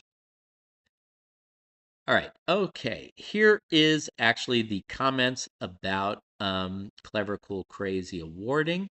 And, I think it is worth mentioning again as a row. You really want to think of Clever in terms of things that within the genre for that pro would be the most logical, effective use of their pro in that situation for that genre. If you want to think about, convergent versus divergent thinking, this is convergent thinking upon the solution. That's what Clever is. This is the guy who uses the high ground, flanking, camouflage to get in close enough to accomplish their goal. That is a clever approach. Cool. This is literally the mechanization of the rule of cool. We've all been at the tail and we hear, oh yeah, can I do this? And we're all thinking, oh my God, that would be so cool. I want to see that happen. That's when you have that moment, that's when the rule of cool should kick in. And again, you want to, though, try as players to have your pros do something that's genre appropriately cool. What's cool in a John Wick movie is different than what's cool in a Paddington Bear movie. But they both have their own flavor of cool. And then crazy is really divergent thinking, out of the box thinking. If you're basically doing a Lovecraftian horror setting, it may be literally loss of sanity. Like I had one character in our Call of Cthulhu campaign set during the American Civil War who started to feel the touch of the other powers on, started stripping off his clothes as he was starting to proclaim the end of the world was coming now. In Clever, Cool, Crazy, he would definitely have earned crazy for that scene. Was it cool? No, really wasn't. But was it, just right for that genre and that setting and something that it's like, okay, yeah, that is not cool. That's not smart. That's not clever. It is crazy, but it fit the genre. So that's something you want incentivized. Not necessarily always, taking off all your clothes. He didn't take off all his clothes, just like, his outerwear there because he was overheating in the moment. And actually, he thought something was going to burst out of his body, which technically it could have. But anyway, so as we go along here, here we go. Got the summary there and some rules here about the dice. Just again as a reminder, in Clever, Cool, Crazy, it's a 6-sided die. 6s don't count; they're zeros. 5s explode. It's as simple as that. But remember, when you're developing your initial dice pool based off, you get 1 for free and then 1 each for being clever, cool, and or crazy. If you're not up to 4 yet, you can spend effort to get up to 4, but then you're done. It's the highest die that you keep from that, and only that one, if it's a 5, explodes. So if you rolled 2 5s, they don't both explode. Just the one explodes, and you just keep that one. So, and just as a reminder about learning the hard way, if they roll a 0, even if you don't use the 0 in calculating their dice result, 1 0 gets you at least learning the hard way one time for your lowest used feature.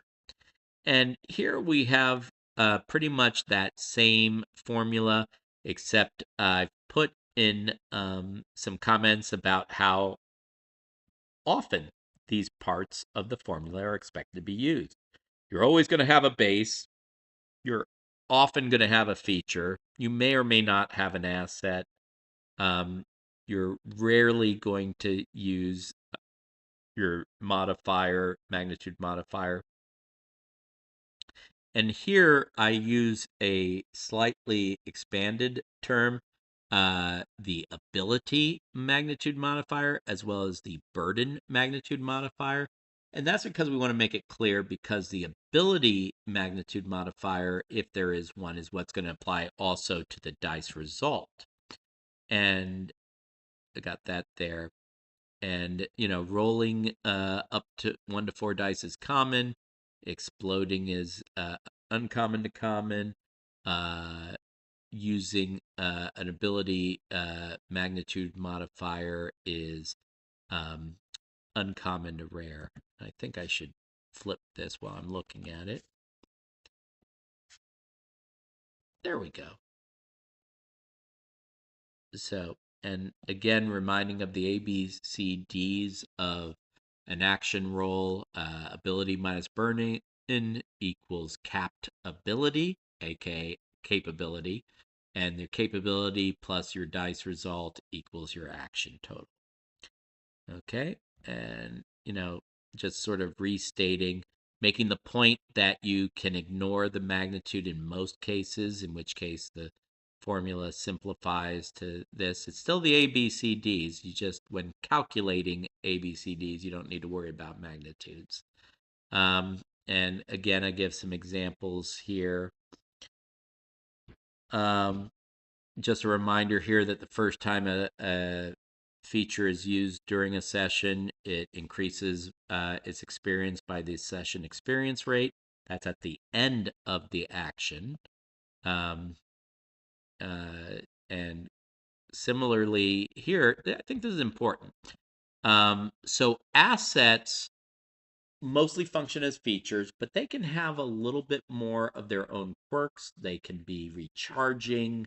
They can be limited use. You use it up and then it's gone. They can be expiring. They can be limited by number of uses per session. So you can, and same thing for conditions. So you can adjust those. They're not quite metaphysical rules because they are actually considered part of what an asset or a condition can do, but they do allow you to more customize them to express different limitations or growth features of the assets and conditions. So now, when determining what applies to rolls, I have some advice here. It's really usually what the pro is bringing to the table. Occasionally, something in the environment may give a condition in the moment, an ephemeral condition, or an asset in there, either to the pro or to their resistance. Reminder here about the fact that momentum, if they roll a 5, they gain an effort. Now, something to talk about, and I don't think I've made it explicit here. I'd have to double check the document. If you have an antagonist who's built similar to a protagonist, theoretically, the rogue could have them learn the hard way, get first use session experience rate added, could gain momentum. You could basically run an antagonist, including growing them, the same way you do a pro. I would say, though, for things like minions or sort of generic monsters or low level NPCs, that's not necessary. Is it kind of in the background, technically, what you could consider happening? Yes. But you don't need to keep track of them. They're not going to be around long enough. They're not going to grow enough to make it worth tracking. So remember it, but maybe just don't apply it for those. Antagonists, on the other hand, you might want to, especially if they're going to be a recurring threat to the pros. Probably of the pro mechanics around rolling, things like first use, learning the hard way, and momentum, the one you might want to use the most as a row is momentum. Adding a little more effort if it's a multiple roll encounter of a situation, might help to make it more challenging for the pros if you're also keeping track of that for the resistance. If it's a single roll, it's not going to matter anyway.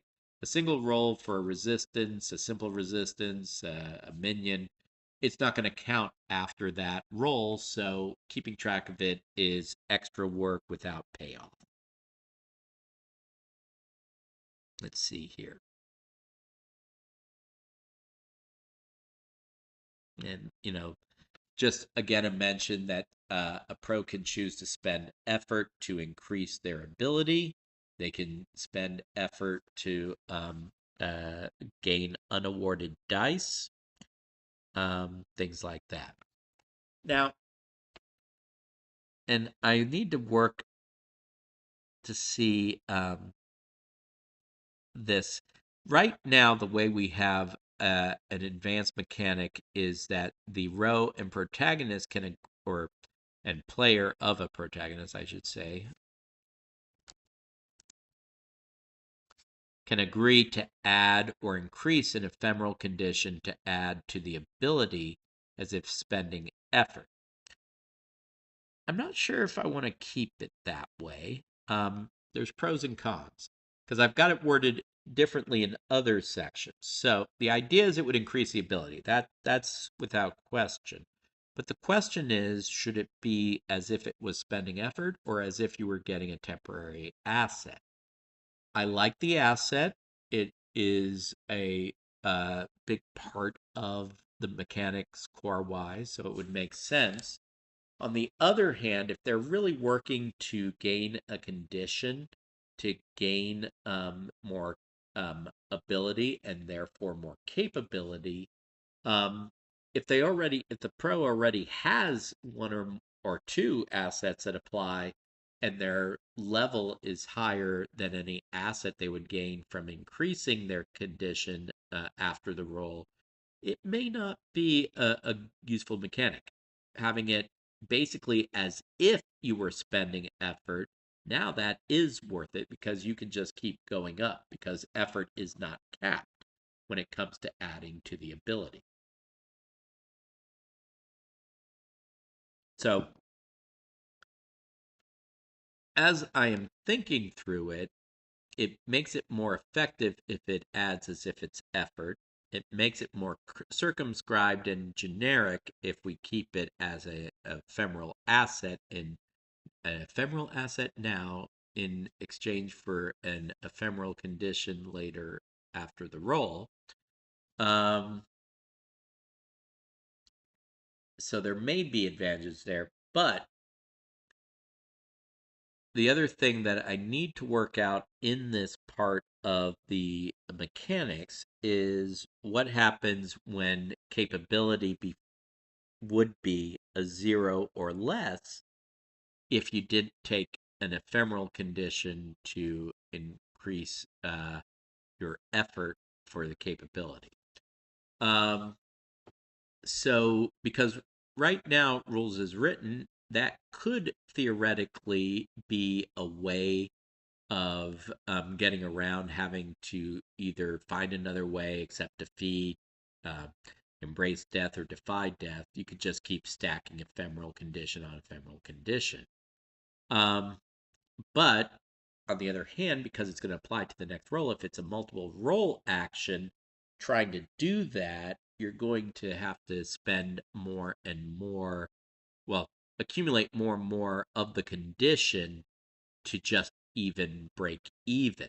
So that may put a break on it, but it's sort of a break at some point. And again, because it's an ephemeral condition, the multiple rolls at most are three usually. I'm not sure. I'm not sure if it's. I love the idea of it. I think it is a useful mechanic to express, as mentioned in part one, things like drawing on inner reserves at the detriment to yourself, at blood magic, things like that. But I think this one mechanic is someplace that we might need to do some more play testing and workshopping. Because if it's an asset, I think that's pretty easy to model. If it's as if you're spending effort, I think there could be some unintended loops with that aren't as good. And right now I've got it worded as ephemeral condition, but I keep thinking of the scenario where you have like a wizard who's trying to do a powerful magic and they literally are spending their life force to cast it. I want to be able to see that modeled in Clever, Cool, Crazy, but to me, that's almost more of an enduring condition. So I think in terms of modeling, something like this mechanic is needed for the game. I'm just not sure we've quite worked out the wording for it. I think I'm going to think about that some more, but please feel free to put in the comments what your thoughts are on that.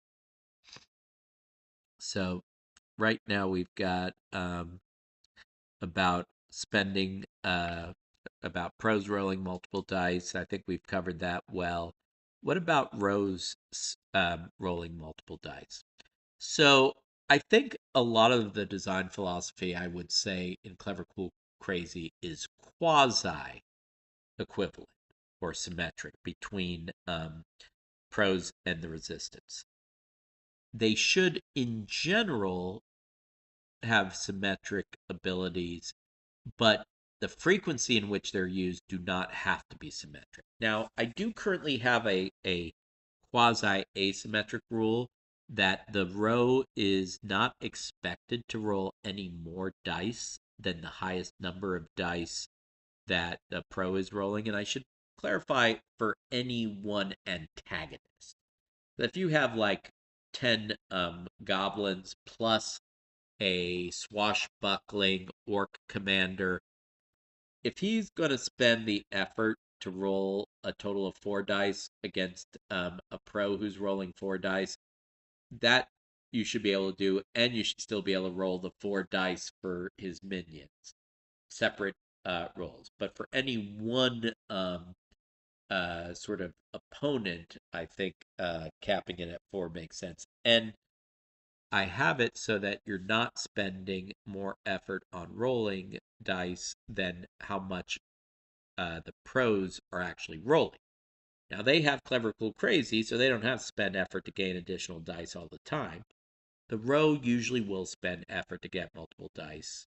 Should try and keep it to where the highest pro is if you're going to do that. Again, I think for, big, bad, evil guys, the BBEG, um, that may be where you could allow spending more. And I do have that wording in there that rarely an antagonist could spend more than a pro does in terms of dice. And I think that might be appropriate for like a kaiju or a big dragon too. But in general, the row should really be only rolling as many dice or less than the highest pro is rolling. I do have, and I don't know if we're coming up to it yet. I don't think we do, but I do have it where there is. Oh, it was in the pro tips where the pros can award Clever, Cool, Crazy to an antagonist. So again, it's symmetric. Is it going to happen a lot? Oh no, trust me, it's not. But the fact that we have it as an option, I think, helps to give that quasi symmetric quality. Um, so let's see what we do have in the document. Mentioned about spending effort. And again, having that quasi symmetric, we need you to be able to spend effort to basically exert effort when you have conditions to help offset that, but also to push hard when it's important.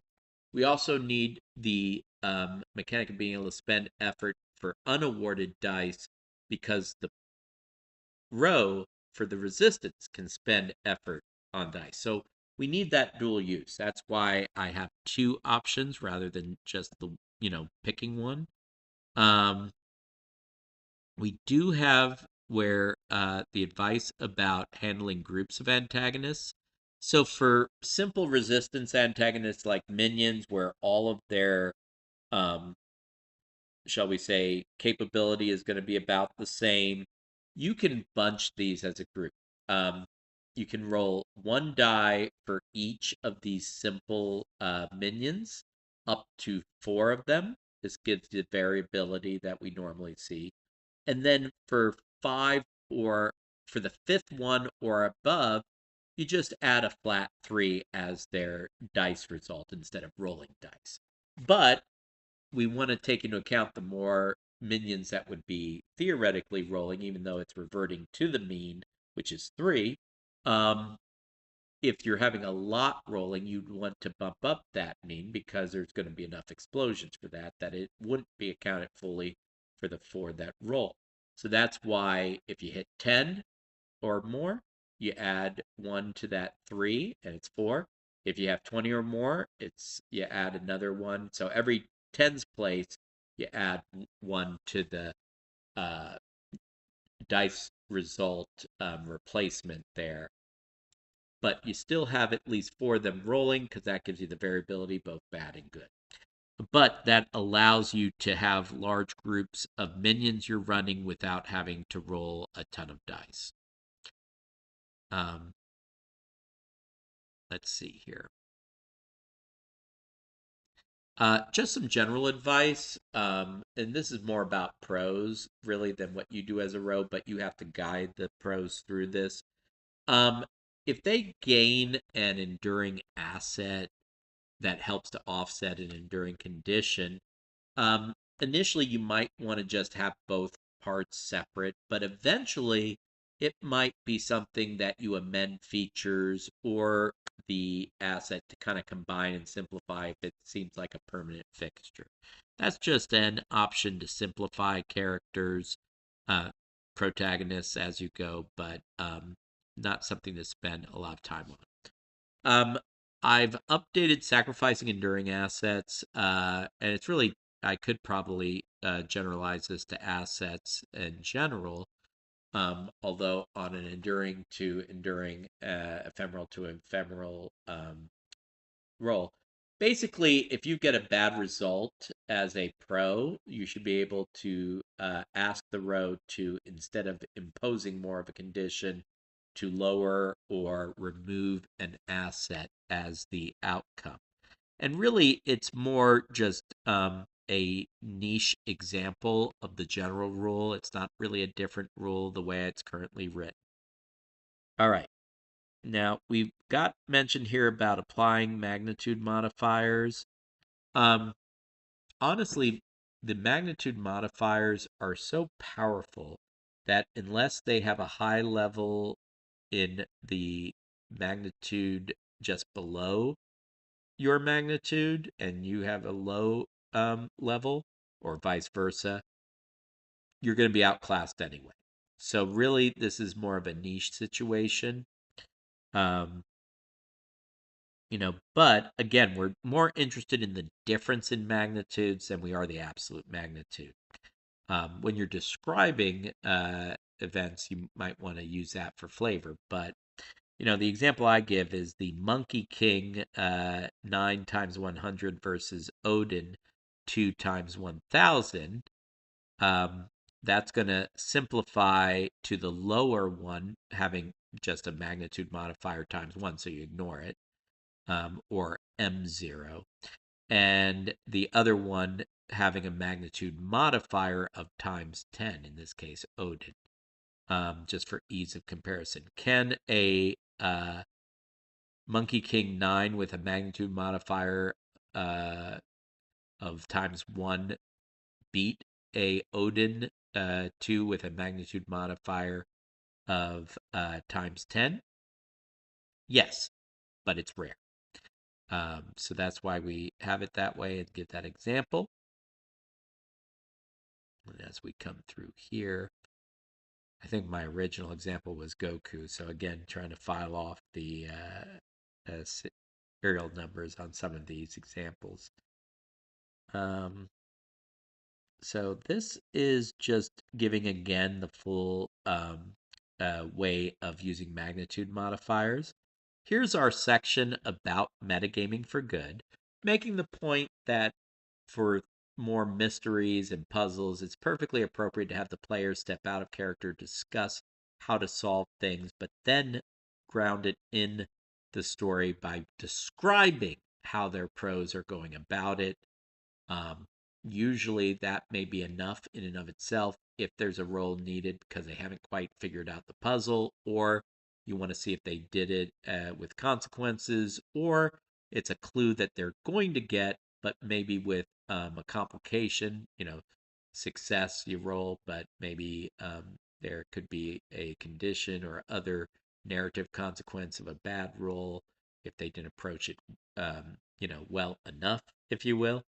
But you can use the metagaming to really narrow it down.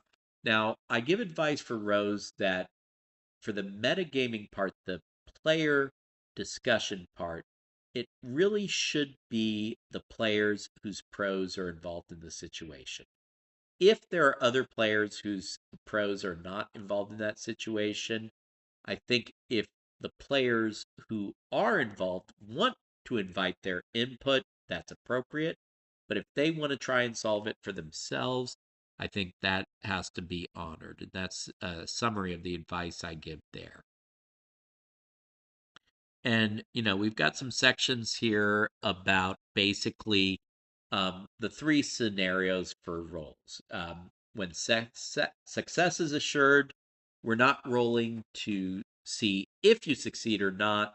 We're rolling to see how much of a success you had, or if the success had some complications. Similarly, where failure is assured, but we're interested to see just how bad of a trouble you get into. That's where the roll. It's not that you're going to succeed, it's how well you avoid the consequences of your failure or suffer consequence of your failure. I think the example is where you try on first meeting to talk the king or queen into making you king or queen in their stead. That's not going to succeed. Let's see if they were amused by you or if you're going to the dungeons. That's an example. And then where things are truly uncertain and determining that the result is of interest, that's the main time we call for rolls and see the full range of outcomes there. And this just gives the advice in detail also about how to deal with ties is reiterated here. I might want to give a subheading for that. Now, I have added a section specifically on locked doors, the bane of tabletop role-playing existence. You saw this in examples of live plays with Critical Roles. I've had players at my table challenged by locked doors. I think we can use our same mapping, and locked doors are just a classic trope in tabletop role-playing games to apply this to. If it is a locked door that the pros should not be going through ever or yet, failure should be assured, but there may be consequences that you want to know. But that should be a simple one roll at most, and you want to telegraph and then sometimes explicitly state to the pros this is a door you're not getting through, so they don't waste a lot of time and effort. If it is a door they should be getting through, the lock part is because narratively it makes sense that the door would be locked, or you just wanted to provide a little bit of a challenge there. again, this may be a situation where success is assured because you need them to get through that door, but maybe there's consequences if they poorly manage to get past the lock, or maybe there's some added bonus if they do it with particular panache. But again, this is where a success is assured roll is more appropriate. Now, if you've got a locked door that you're not sure if they should go through it or not, like, you know, maybe that's an alternative route that would be of benefit or interesting if they manage to. But on the other hand, there's other ways to go through or get to their goals that they don't have to go through it. That's where you can use an uncertain roll. And depending how much time and effort you think it's appropriate for that particular locked door, again, if it's something that it's really not that interesting going that way, make it maybe a simple roll. Either you get through it or not. If it's something that might be really interesting if they get in there, but you're not sure they should be allowed to get in there, uh, sort of it's a bonus for a successful approach. Maybe that's a 2 roll to see if they can manage to get through it or not. But regardless, you want to make it clear at some point whether this is an effort worth their time. And, again, I am giving the example of, a locked door because it is classic, but this could apply to so many situations you might have come across. So you can think of the locked door as both an example and metaphor for how you determine whether success should be assured, failure assured, or the outcome uncertain.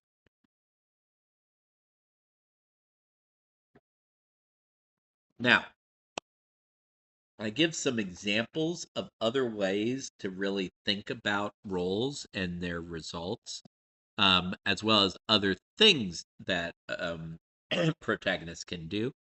You can spend an effort to get a flashback to go back in time and describe a scene or something you arranged that might benefit you in the moment.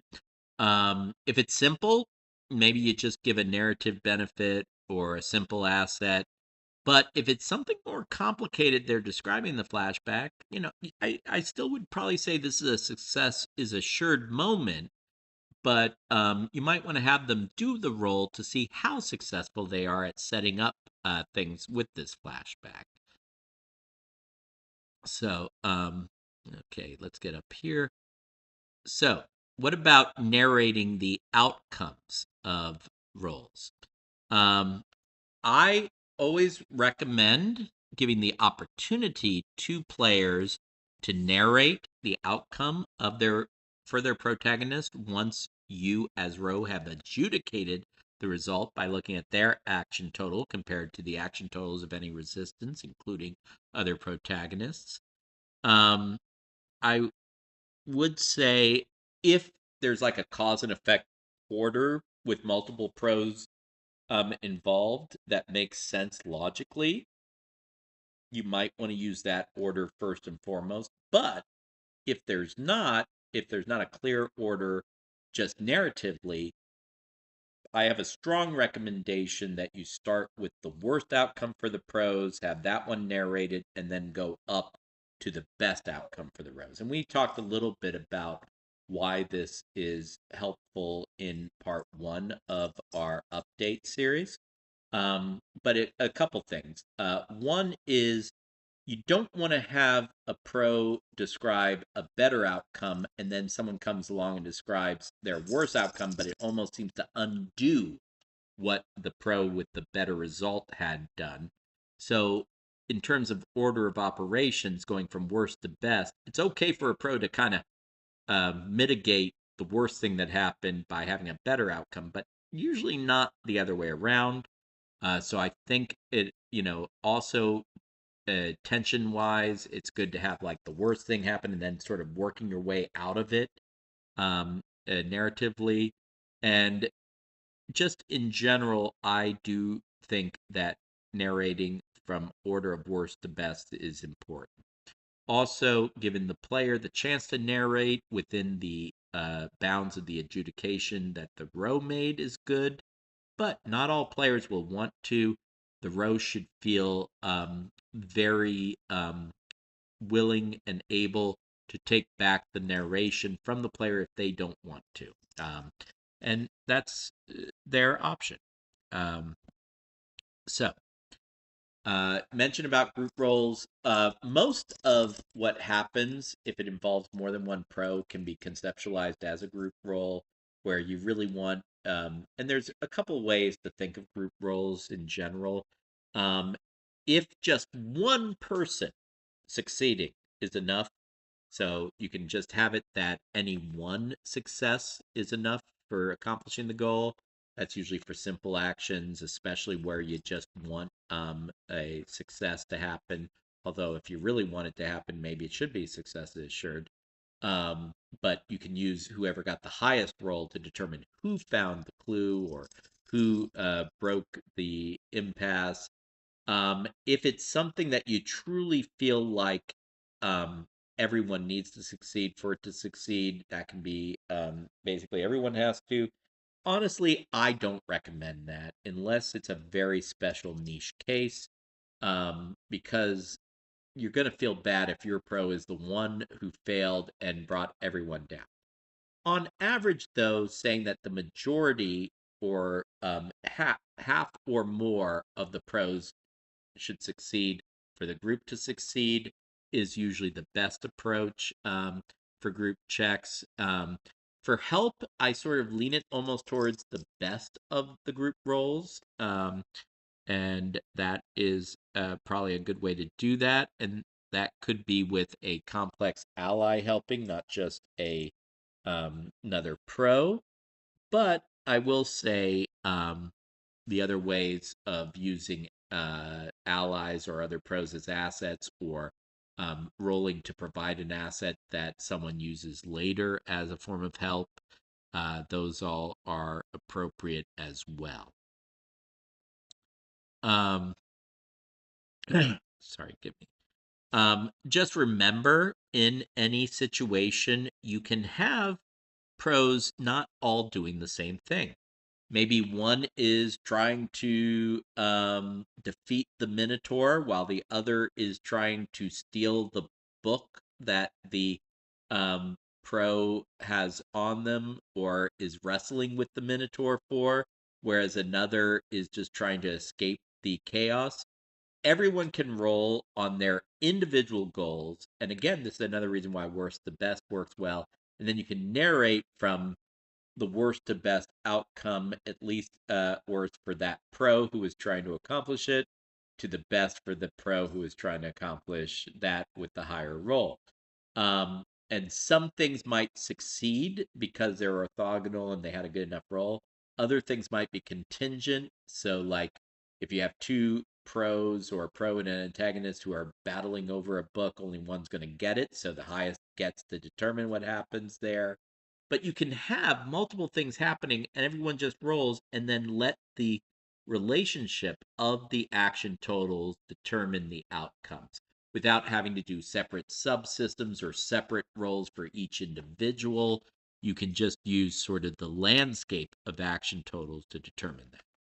Now, almost on the opposite end, let's say you really are having something that's more protagonist versus complex antagonist. This is what I think of as a duel. This is a very cinematic scene. And maybe it's more about the tension, so the buildup. I think classically of like, gunfighters at high noon having a stare down before the quick draw, or two well trained warriors like samurai slowly maneuvering to get just the right position and angle before unleashing their flurry of blows. You can model those kind of duels by having the build up. You can have like a three roll situation where the first two rolls are building up assets or avoiding conditions, narrating how they're preparing for the final outcome, which is the final roll. You can use the previous rolls to have assets, or if you really have a bad failure, gain a condition, and those applying to that final roll that is the sudden climax to the duel. You can also describe it more action-packed and cinematic. It's going to be more of a traditional, like each role describes sort of what happens, but affects then positioning for the next role. Now, races and competitions, you can just use the action totals to say who's first, second, third, fourth, fifth. If it's something more complex like a relay race, again, you can have the pro and their antagonist foes. Basically, whatever position they get in the first round of rolls gives either an asset and or condition or nothing to the next person in the relay race or a relay action to use towards their role, and then that result is for the next person. So you can see that. Usually, as mentioned, we try to keep rolls to 1, 2, at most 3. If you're having a really complex obstacle course, it's okay to make it 4 or more, but as a general rule, you want to keep to that 3, and you might want to compress some of the activities to achieve that just to keep length of time down. But if it serves the story better, to have it be multiple roles in succession, I think that is okay. And I have there in the general advice about number of roles, that sort of advice. Now, descriptors for levels, assets, and conditions, they are not immutable. Just like you can level up your level, um, you can also transmute or transform the descriptor of your features, assets, or conditions. This is usually through something notable that happens in the story. It may be the result of a role, or it may be a narrative role. I'll give you an example. I had one scenario I was working on where the protagonist had alluded to sort of being a sailor or a swashbuckler, but had not built anything in their prose features that really alluded to being the captain of a sailing ship. But the first scene, they were clearly taking the role of a captain, and I said, you know what? You are a captain. I think your name is now Captain Vega. I rolled right into their name, the captaincy, because that's how they were portraying it. So we amended it based off of the narration, and that's one way to do it.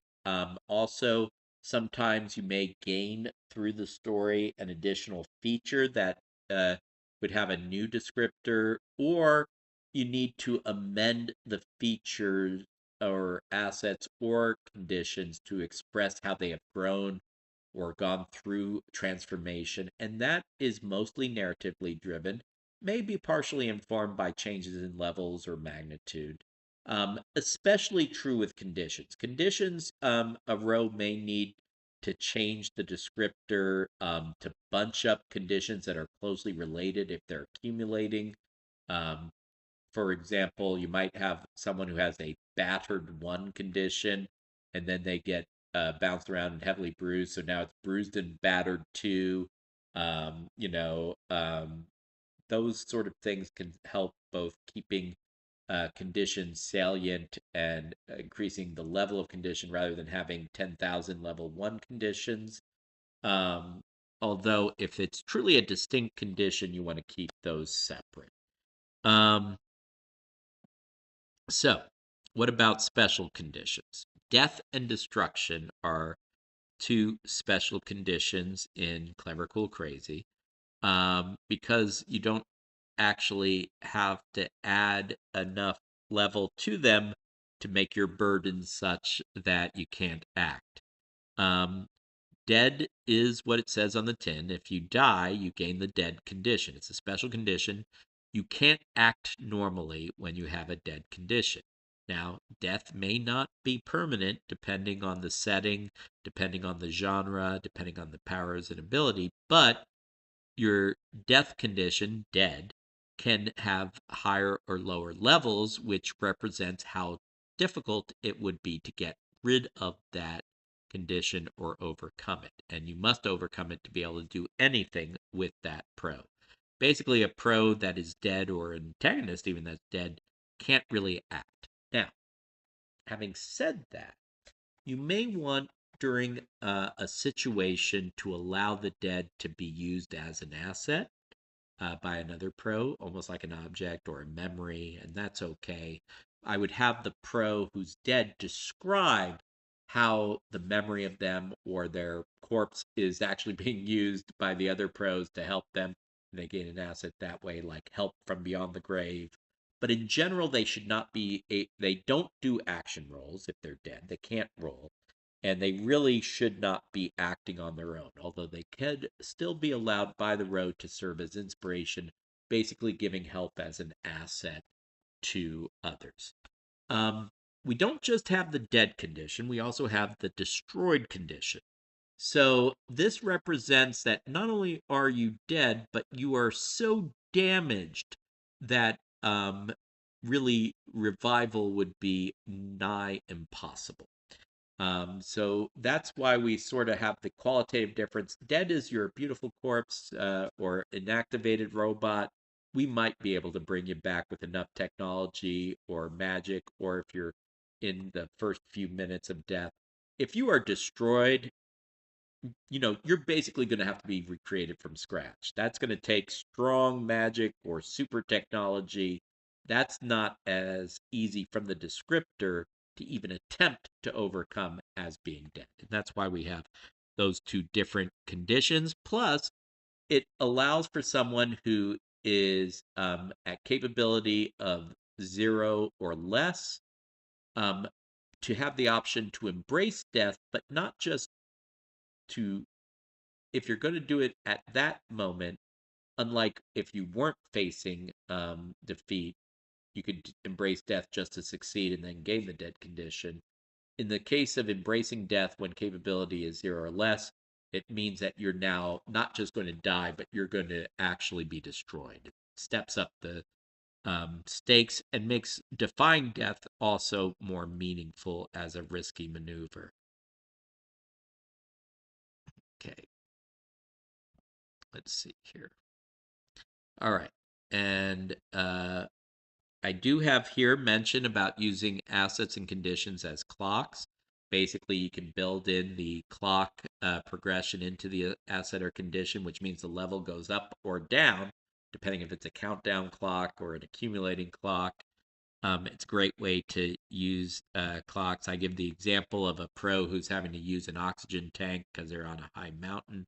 And as the asset of the oxygen tank counts down, if they hit 0, now they're unable to overcome the condition of hypoxia, which can then start developing. All right. Mentioned here about antagonists. I think you guys have the idea now about antagonists. Mention about being awesome. So being awesome is reward for role play, rewards for being good players, rewards for achieving milestones, achieving goals, either personal goals or group goals.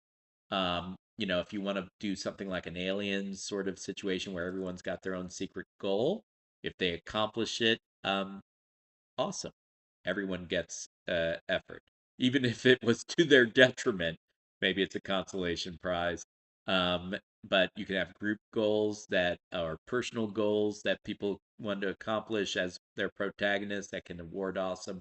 But here's the thing with awesome: whether it's an individual excellence or group achievement, like getting through a 3 role situation, everyone gains effort from it. Everyone is rewarded, so that even if we're spotlighting the excellence or achievements of a certain protagonist, it does not take away from the growth potential and the benefits for everyone at the table. That way, it really encourages all of us to celebrate and cheer on other players having great protagonist moments, even if it technically is to the detriment of our protagonist. They gain effort, so you gain from it regardless. Again, the idea of a rising tide lifting all ships. And that's what we want to do with awesome. Remember, though, awarding awesome, you also want, similar to awarding clever, cool, crazy, to adjust for the session how much the players want to be challenged. Do they want awesome given out like candy, or do they want it for really, truly um, exceptional moments? Uh, Again, more experienced players may want it more challenging to gain awesome. More just learning the game. You may not only want to encourage them, but also help them along with being more generous with awesome to get that effort to help out. Also, again, it's a lever for expressing genre. Um, if you're having someone playing in, I loved the game Twilight 2000. If you're having them play in a post World War III apocalyptic, hard, um, historical sort of world, you know, giving awesome may need to be for things like just, you know, being smart and surviving. If it is in, a high fantasy setting like Fantasia from the Neverending Story, it may just be from connecting with one of the fantasy characters there or having a great role play moment. Give awesome for that, fighting back the nothingness, just staring in the face or believing in Falcor, that could be an awesome moment.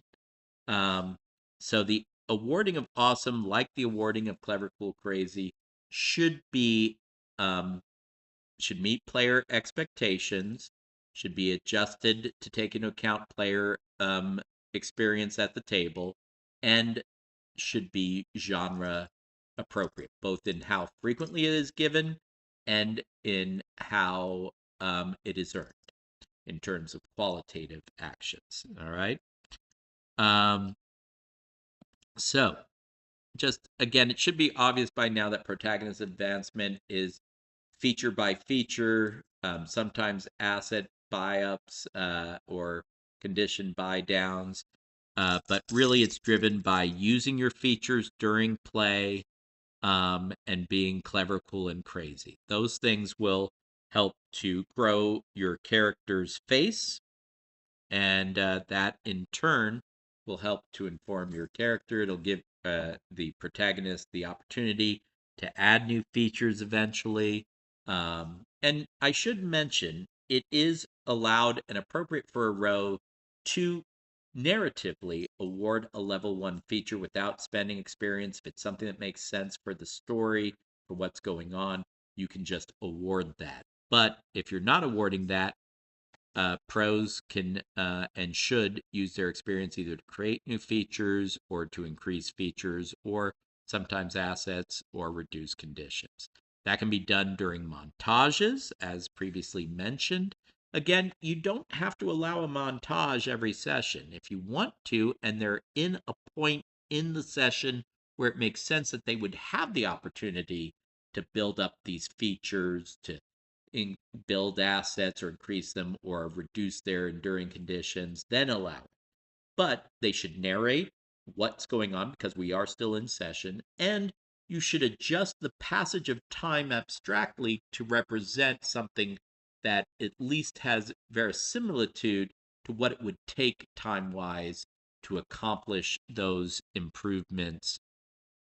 Now, when you finish the session, you don't have to worry about all that. We are out of session. Everything is sort of considered downtime or between sessions, so they can just say how they're spending their converting. They always convert effort to their experience at the session experience rate, and then they can use that to level up various features, maybe to add assets, decrease conditions.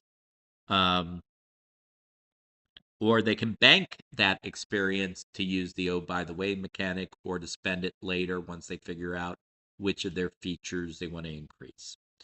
Um, Remember at session close to check, have you awarded all the awesome you should? Because oftentimes a session will end with a big scene, a big event, in which case if you're at end of session you don't want to forget to award awesome if it was earned.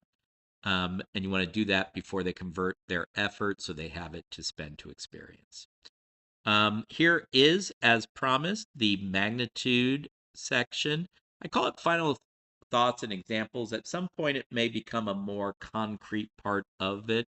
But it does give the opportunity to have some benchmarks to consider. And, I mean, I do give some examples here. For example, temperature magnitudes in Clever Cool Crazy can be thought in terms of each level being some magnitude of about 35 Kelvin. This would place the freezing point of water below level 8, human body temperature at around level 9, lava at around 3 to 4 times 10 or M1 magnitude, the surface of the Earth's sun around level 2 times 100 or M2, and the Planck temperature, the theoretical highest temperature in the universe of our world, at about 4 times 10 to the 30th, which in Clever, Cool, Crazy, that's M30. Um, so human strength, so there you go. I gave you like temperature. Human strength is in the level 1 to 9 range, with a gorilla having about a strength of 2 times 10, so 2M1. An elephant has a strength of about 1 times 100, M2. So elephants are quite strong. I think that's one thing, looking at some elephant stat blocks in various tabletop role playing games. I think they really underestimate just how strong an elephant is. Um, I also have down average human walking speed, which is about 4.5 kilometers per hour. So even a human level 1 should be expected to accomplish that. So again, if you really want to know how fast they can go, I've got your benchmarks here. And top human running speed is just under 45 kilometers per hour. So that would be about the fastest an Olympic runner of level 9 would be able to run. And then I've got, other things like augmented human, and we go through, for example, if we were to convert the Superman listed in DC Adventures, there I'm citing an actual prior existing work. I'll have to see if that is kosher to keep, but it was really helpful using DC Adventures for some of this. But his speed's magnitude would be about times 10,000, or I should say here M4, not magnitude 4, right? Let's see here. Oh well, we can. We're using the expanded. And strength would be about magnitude 5. So that's giving you some examples of different magnitudes for superheroes. The Flash would technically only have a speed of magnitude 6. So again, both of those characters have fluctuated in the narration and story needs. And I mentioned so too can your prose. I give these hard examples to give you some idea of magnitude, to benchmark it. Do For your sessions, do you absolutely have to go by them? No. Go by what makes the most sense for your genre and your table and your sanity. But it gives you, and this table just goes into great detail, and this always moves over when we do a lot of typing. So let me just get that over there. This gives you the speed examples I talked about. It goes all the way to going from one end of the universe to the other, to jumping universes, to jumping multiverses. Again, to give you an idea of how hard it might be. I think one mistake a lot of magic and sci-fi settings make is to make it seem like going back in time, jumping to alternative timelines, jumping to other universes is easy. It should not be. If we're pegging it to sort of technology and laws of nature, it should be hard, which explains why we don't see it in our world, even if it does exist or not, right? So in Clever, Cool, Crazy, we try and benchmark it that way. Again, if you want to have it easy, you can change the laws of nature, or you can provide assets that empower magic and technology to the degree of magnitude that is represented. Haven't worked yet on the index because I want to make sure we got the document almost done before I start adding a bunch of index listings. Probably need to figure out hypertexting before then. Um, do have in the glossary pretty much all the types of terms that we've been using throughout this live stream and the live stream before. They're all listed here for quick reference. Just going to slide through here. There again, these are things that you know.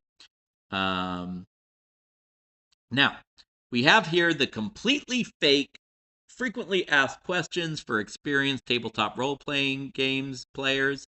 These are the frequently asked questions I imagine in my head. They are not actually necessarily asked, but I try to cover things that are more common terms like hit points and how effort relates to it, about initiative. We don't use initiative in Clever Cool Crazy, or you can think of it as simultaneous initiative.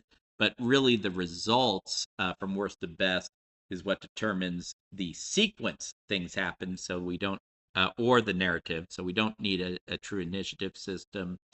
I tell here my philosophy of why I am not using player facing roles in Clever Cool Crazy. One, it's because I do like this idea of sort of the difference in roles, providing that um, it's not truly a bell curve. I'm a little bit of a nitpicker, but that bell shaped esque flavor to probabilities. Um, and I like consistency between everything. And honestly, I like to roll dice. So for me, if I was running a game and I never got to roll dice, it wouldn't be as fun. So for many reasons, I like doing it. Does it add some extra work for me? Sure.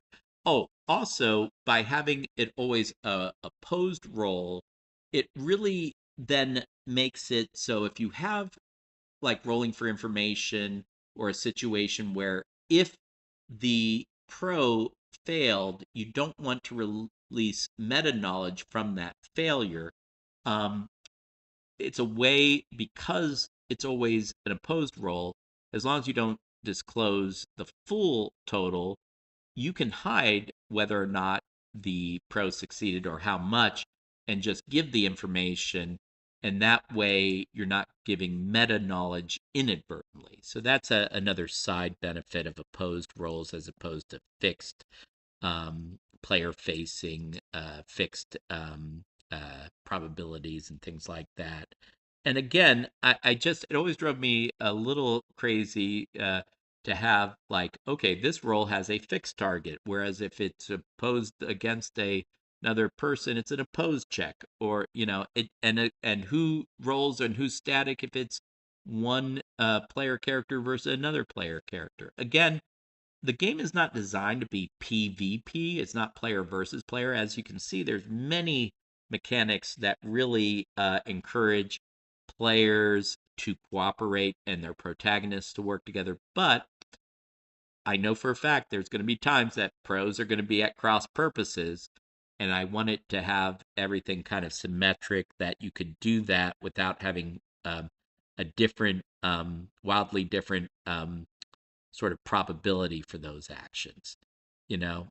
And, again, I address reactions, saving throws, um, talked a little bit here about a sneak preview of maybe using D12s as well as D6s, but just numbering twice so that if people want more rounded math rocks, they can.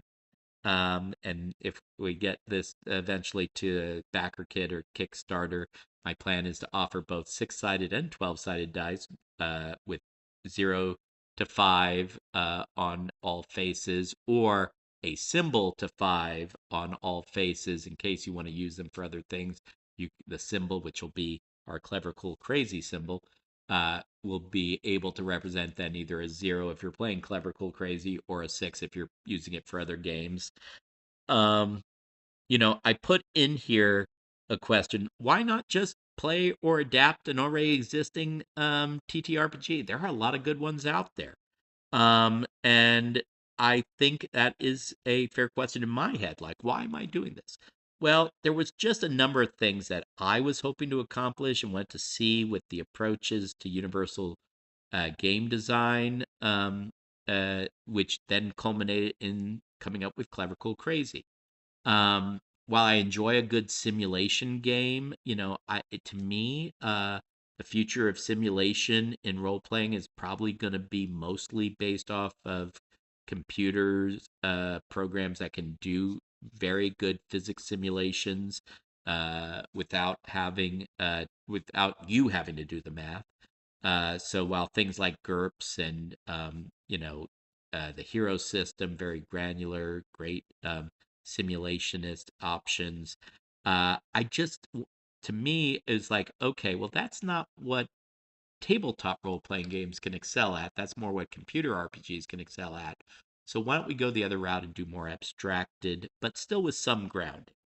Um, because the one thing humans can do that computers RPGs can't is infinite degrees of freedom because we come up with some crazy stuff.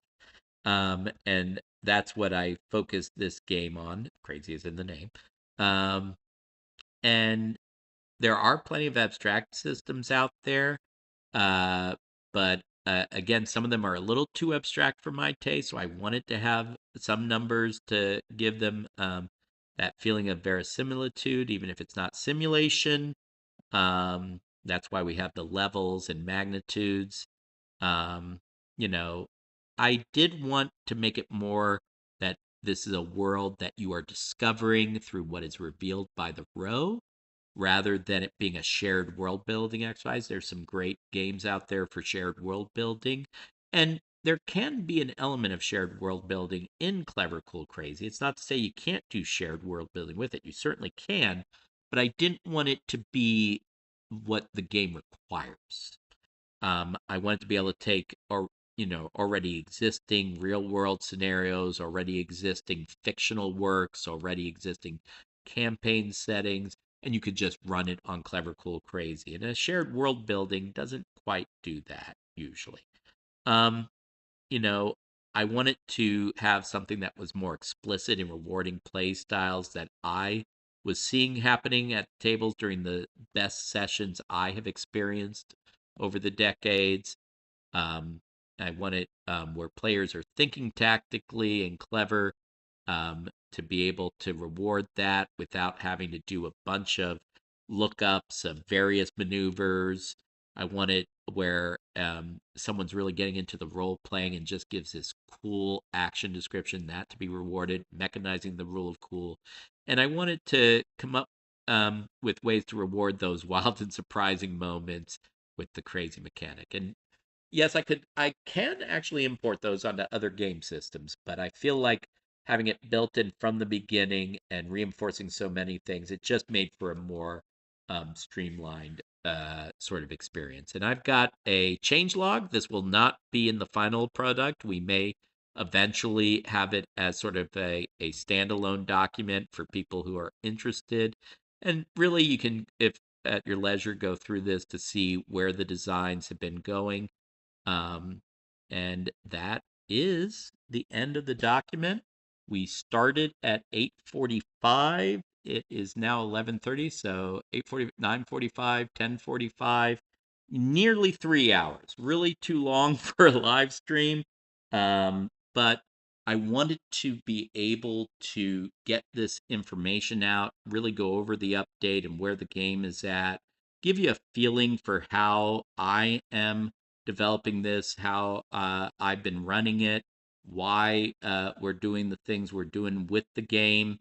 And, it just got to a point recently where we had a lot of new nomenclature developed, the ABCDs, the magnitude modifier, some formalization of what already loosely existed as the rules, that it felt like I needed to give a more comprehensive review. So that's what I wanted to do with these live streams. Did end up being 2 live streams. One of my next goals, one of my short term goals is really working on a tutorial and quick start to really give easy examples to ease people in both as protagonists and rows. That's going to be front loaded pretty soon. Also, I'm planning to do a bunch of shorts, just kind of going through, the basics of Clever Cool Crazy, not these long live streams, but I wanted to have sort of the totality available for people who wanted a deep dive, and it helps me kind of work through and gather my thoughts, I think, for the shorts, which I think I will, though, record those separate, not just carve up bits of this. But I want to thank all of you who joined during the live stream. I want to thank even more those of you who are coming back to this as a reference and to understand the game better. Please do remember to like and subscribe to the channel. Updates to the game will be regularly posted here. And again, all of you are awesome, and thank you for tuning in.